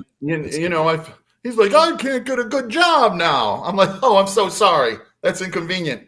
They dragged my ass around wherever they fucking wanted to for decades and decades. I'm sorry you're having trouble getting a new job. Have you tried LinkedIn? So have you tried LinkedIn? I have a hard time weeping for that level of, the aliens have ruined my life. My resume, my credit rating fell 50%. It's like the end of Men in Black when the UFO flies over a baseball field and whoever the player was, he's an outfielder, he's just staring at it and the ball hits him in the head and bounces over the wall for a home run. and the headline the next day in the newspaper says, "Aliens are ruining my life." Of the player. Yeah, I'm all for that guy, and ruin everything. This latest round of hearings was a little more productive, but for Christ's sakes, I mean, let me know when they get to the point. They'll never get to the point. They're not even allowed to use the word alien in any of these hearings. I don't know if you've noticed that. They'll go to extremes to not say the word alien. It's NHI or there's a reason why they're doing it. I can't figure it out. Not allowed. There's no way. The government's not going to allow it. They've locked it down. Certain things they're just probably not allowed to say. Certain words. Biologic sounds like a fancy shampoo. Right. I still say alien. I still say UFO. I don't say that in UAP bullshit. Same thing. Yeah. Fuck that. Yeah. Well, keep in mind that all these phrases have been carefully calculated to dilute whatever you're talking about, to make it more and more vague. First of all, UFO, the term was invented by the Air Force in 1953 because people were coming to them saying, they're a disc-shaped craft with windows and beings inside it. They're made out of metal, and they land. They go, oh, how about UFO? Well, what's that? Well, it's an unidentified flying object. Well, it's a flying object, but I just identified it. But you don't know who makes it. No. Well, then it's a UFO. Let's all start using that. Right. A deliberately vague acronym. And that's not weird enough. That's not vague enough for today. What's your guys' take on the drones? So I'm sure you saw them where you are. I know I saw them all over all over Jersey. They were fucking everywhere last year. It's crazy. But first, UAP, it's what is it? Unidentified anomalous phenomenon. An anomalous phenomenon. Oh, it's a phenomenon now. It's not even an object, and it's anomalous. It's not flying. It's a phenomenon. You know what a phenomenon was? Beatlemania was a phenomenon. Okay? That's true. Phenomenon is a word you'll read on like Playbill when your aunt goes to see cats. Catch the phenomenon, 82nd years running. A phenomenon also has a positive bias to it. It's phenomenal. It's a phenomenon. And NHI is the most stupid acronym. I refuse to say it. Non-human intelligence. Well, then you must be talking about my cat. Right. Or my dog, or dolphins, or horses, or pigs, or chickens, or just about any other thing that lives. It's just like everything's a drone. Okay. Everything's a drone. Yeah. But about the drone, I have absolutely zero opinion. No opinion. I've never seen footage of one doing something spectacularly that goes against our understanding of aeronautics and flight. Never seen one. So I guess it's like this. I don't want to comment on something somebody else took. I don't know. I mean, it's just, I can't say what they saw. I am a little tired of seeing everybody out there with their cell phone taking pictures of airplanes and then posting, look at this alien ship. Well, I see the word Delta on the side of it. Yeah, well, they can disguise themselves as airplanes, dummy. Duh. And they fly along, and I don't know what they do. Let me know. It's just hard. They've been taking me since the Johnson administration. I can't get a hard on for some lights in the sky. I just can't. Are they drones? What do you think? Let me ask you. You were right there. Okay, so I was filming them last year. I definitely saw things that weren't planes. I'm 49 now. I was 48 when I started filming them. And I witnessed my actual first UFO in the sky. It was flat, disc-shaped at first, turned to the side. It was C-shaped. I saw it drift across the sky. I was filming over here. It went that way. And I tried to catch it on film. I didn't. It was gone. And I did catch a lot of orbs while filming those things as well. So it was, every time I was out there filming something, I saw something different that just didn't make sense to me. And I was live streaming them, so you could see what I saw. So, it's weird. Some of them were planes for sure. Some of them were not, because some of them hover oddly. They do this weird floaty drift thing. It's fucking freaky. One of them pulse flashed my camera. You could see it at the top of the screen. It makes like a sound. and the screen flashes at the top. It's on a short that I have. I'll send it to you guys on Twitter. People are like, "Oh, it's a plane." I'm like, "Dude, it's not." I'm telling you, I know it sounds like a plane. That was not a plane that did that to my fucking screen. Like, that was just weird. It freaked me the fuck out. I get it. I used to, in like 98, 99, 2000, I wouldn't go anywhere without a camcorder on me, because 98, this craft that looked like an office building flew over my head well after the 96 incident. I said, God damn it, I will never. Took my mom's camcorder and ended up getting some really good footage of some craft, and they were doing this kind of leapfrog thing over each other, and there were triangles that would come right at each other and almost touch, and it was pretty good footage, and it ended up on CBS News. Nice. Overnight. The CBS affiliate local was doing a story with MUFON, because there was a big spate right at January 5th, 6th, 7th, 8th of 2000. And when they called MUFON, they go, "Oh, you got to talk to Chris O'Leary. He's got footage." And so they came and they interviewed me, and you never know how they're going to handle that kind of thing, right? Right. Well, here's one from the wacky file, Susan. You won't believe this. A man thinks that, no, they declared it to be convincing evidence, and before the 11 o'clock news, every hour they were promoting my footage. And then after it aired at the 11 o'clock slot, CBS News nationally picked it up, and they ran it. It was CBS News overnight, and it went through the night, and they ran it about 6 times in the overnight hours. I was getting calls from wherever. So I get it. There are definitely things that are not planes, and there were no drones back when I was doing this. It just didn't exist. Yeah, especially not the size of fucking cars. Like, I just couldn't believe the size of them. They're big. And again, I'm 49 now. I'd never seen anything. I've always been a believer in UFOs, always wanted to see them. Never did, and then finally I did, and it blew my mind. And to be honest with you, this goddamn thing's bothering me. To be honest with you, that's what got me doing this, talking to you and jumping on Twitter. It really piqued my interest. I was doing just the gaming thing for a while, and I just can't stop. I can't. I love talking to people. I love interviewing people, and I just love doing this. I'm a fireman in my professional life, and I love doing this on the side. I just really enjoy it. Well, great. We're hoping we're able to fill in some gaps, and it's a tough subject. You're talking about a subject where 1 million people are talking about it, mm-hmm. and they don't know.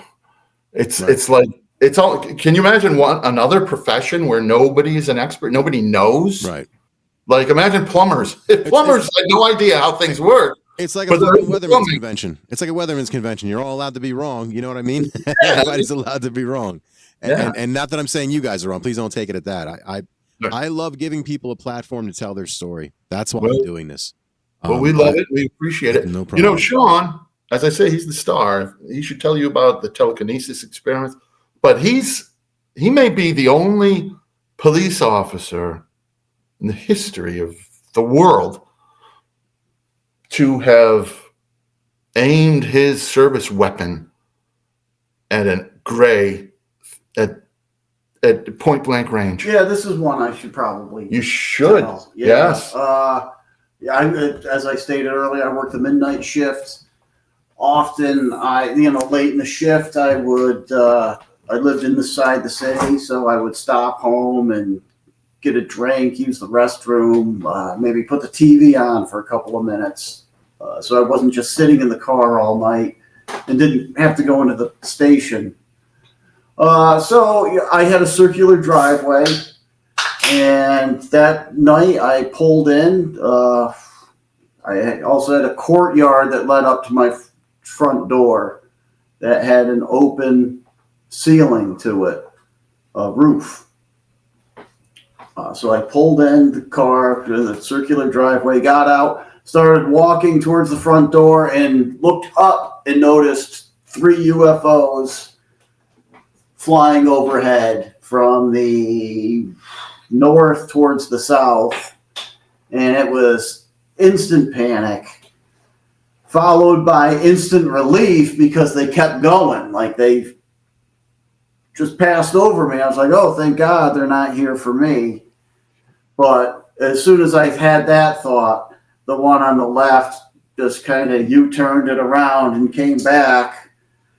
And at that point, I knew what was coming for me. And I really panicked at that point and started running for the front door and struggled to get it open. I had to use the key, get the door open. The trip going in, the screen door kept hitting my feet. And then I'd see the alien standing at the craft landed in the driveway in front of the police car. There were no cameras at the time in the car, but I couldn't see it because it was just beyond the courtyard. It blocked the view of the craft, but I knew it had landed there. And I drew my weapon and I pointed it in the direction, and there was one tall gray there. He had just turned the corner to come towards me. And once he saw me sitting there pointing the gun at him, he got incredibly offended and said, well, if you're going to be like that. And he turned around and started walking back to his craft. I got up for whatever reason. I felt embarrassed. I put my gun away and chased after him and said, no. And that's all I remember of the incident. So I assume I was taken at that point and just don't remember anything further. God damn, that's crazy. You're lucky because I got a friend, actually. His name is Jeremy Ray. He used to work with MUFON. Now he's with the International UFO Bureau. And he basically said don't ever point any type of weapon at anything. Because that's good advice. Did that gray hustle away from you and your gun? He didn't run. He was offended. There was no fear. How dare he? How dare he? I mean, he was really offended, is what I could feel. Yeah, that's and the funny thing is, in that moment, he gets into Sean's head and turns him from somebody desperate to defend himself to an apologetic coming after him. Wait, I'm sorry. That's how powerful their mental control is. Yeah, that's insane. Now, you were saying about a telekinetic incident? Yeah. Do you want to talk about your telekinesis? Because they had Sean do some things.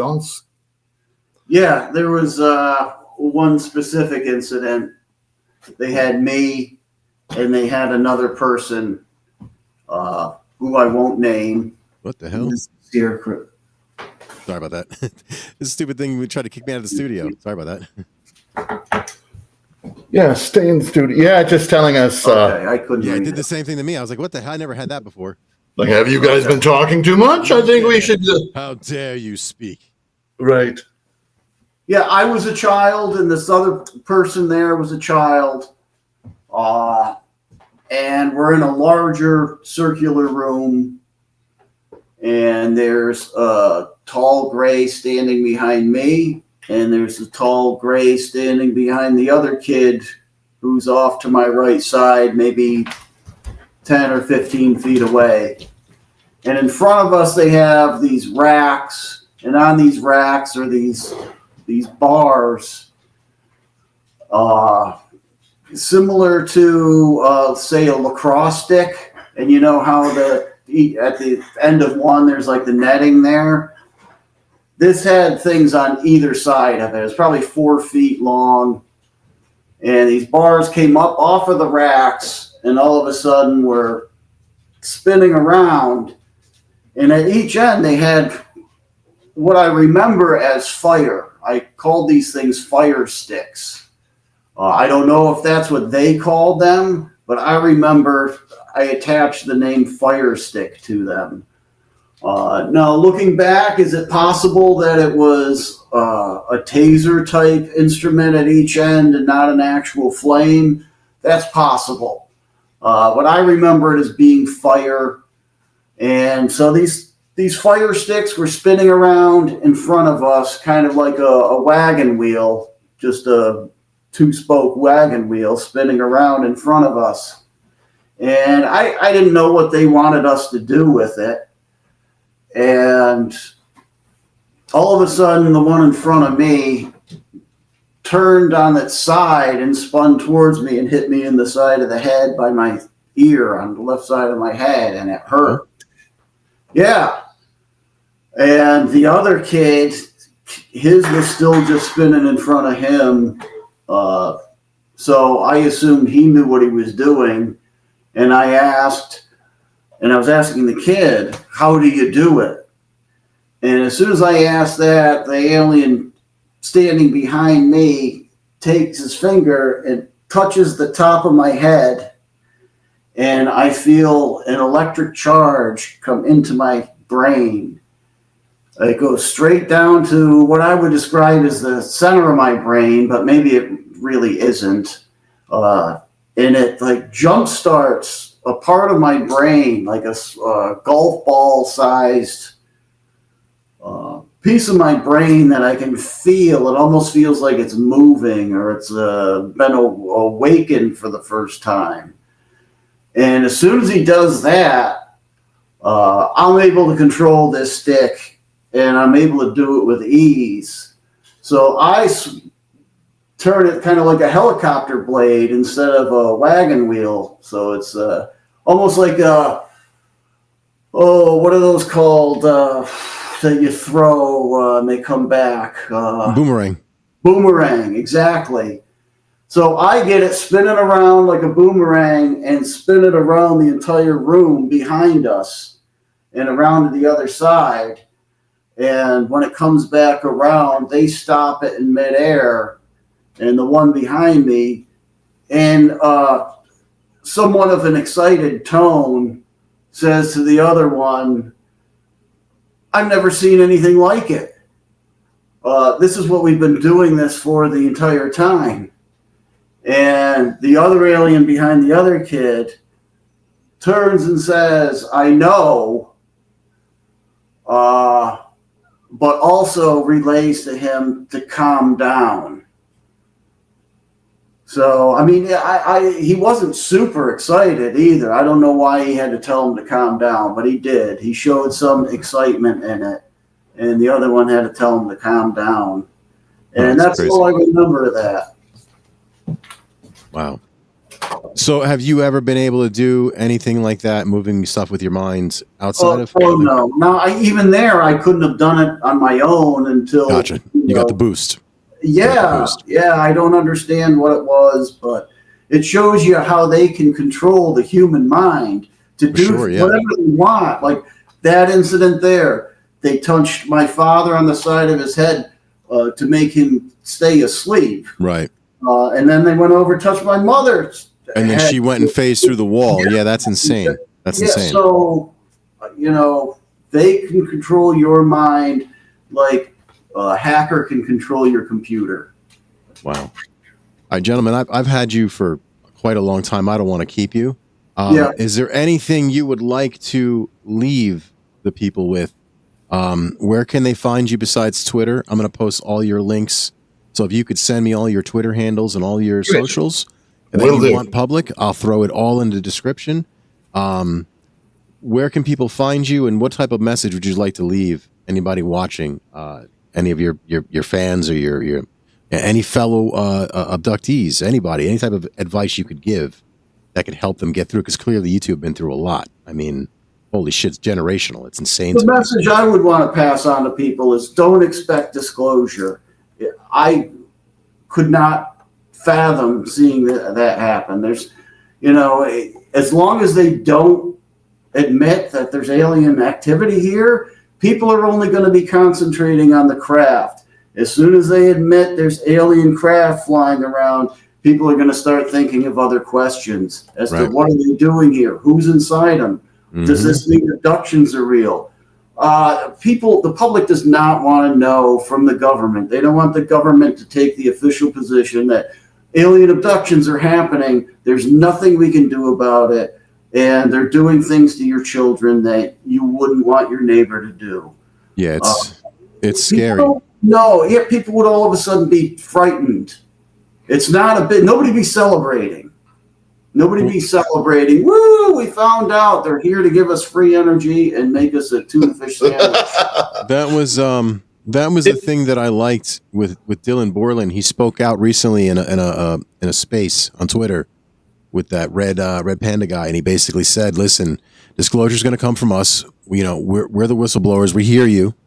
We need your help, basically, and let's stick together." He's basically trying to stop all the bullshit infighting and saying, band together and use your voices, use your platforms to get disclosure out there. So basically, he's saying we, the people, meaning us, will have disclosure if we choose. But they keep us infighting. So that's to me, that's the dumbest thing. You don't need the government, right? I'm going to be more specific. Disclosure comes from the abductees. For sure. Abductees are the only ones who know what they're talking about. We are frontline correspondents is what we are. We are witnesses. We are active participants in alien contact more often than you buy socks. We are the ones. People wouldn't know the word hybridization. They wouldn't know the word gray alien. They wouldn't know Mantis. That information comes just from us. And there are many of us. But we've been treated like the garbage, lunatic fringe of this field of study. Well, because they slapped the word conspiracy on there. That's why. That's what they do. They slap the word conspiracy. That's what they do. Well, it is conspiracy. I mean, let's just look at the facts. Yeah, what do they believe? That these aliens have come here for 80 years minimum to simply fly around at treetop level and do nothing else? Right. They wouldn't land, and they wouldn't go in your house, and they wouldn't take you, and they wouldn't be doing all those things. And we completely believe that these are alien craft that are here intelligently controlled, but there's no way possible that all these reports of interaction with them have got to be made up. These congressional hearings, one of the reasons we came forward is out of spite. People, it's a sad day when answers have to come from us, okay? Mm-hmm. But apparently that's where we are. I heard no mention of alien beings, let alone telepathic alien beings, right? That are they're taking over. Is the government going to tell you these beings can control a human's mind? Can the president do anything they want, regardless? Can the president say, by the way, your daughters, well, they take them and sometimes they force them to carry hybrid alien embryos, and we can't stop them, then they're more powerful and we're at their mercy. God bless America. There would be suicides on every street is what would happen. People would go nuts and shoot their neighbors who are bald thinking they might be aliens. Yep. It would be the end of our civilization. That's why you will never have the government giving you full disclosure. They're doing the right thing by not. Yes, it's a big mistake. But may I ask, do you two have children, and do you know if your kids have experienced any of this stuff? I don't mean to be nosy. I'm just curious. I've done my best to prevent having children for this reason. Yeah, who knows how well my child will take it? It's definitely going to happen to him if I had one.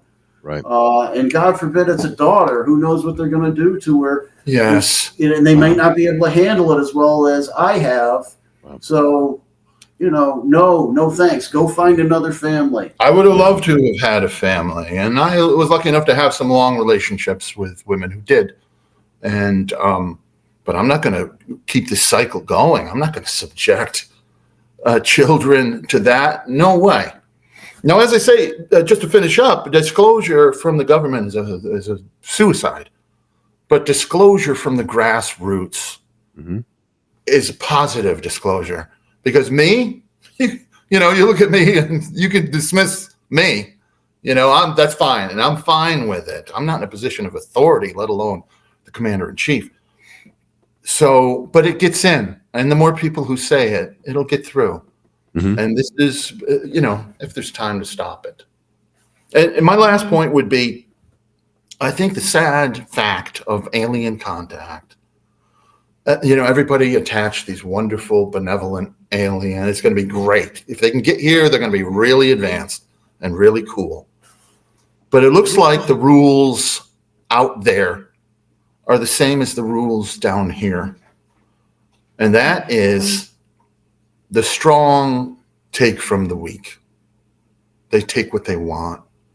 They do what they want to the weak. They're Columbus.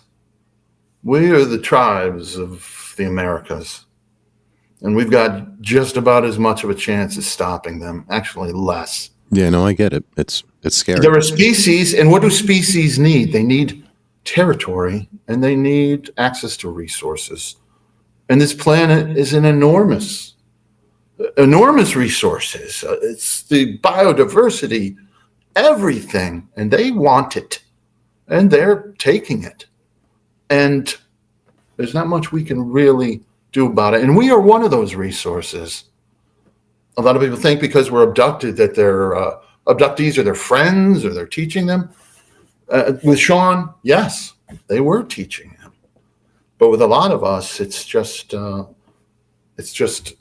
genetic resources that they can create hybrids who can live here from. But so watch out.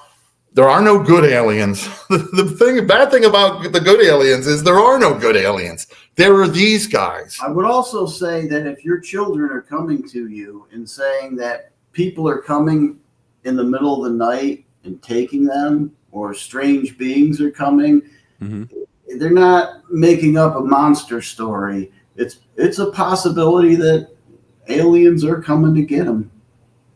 It's a possibility. I'm not saying they are. Well, I don't think my kids have ever told me those stories, but yeah, let me.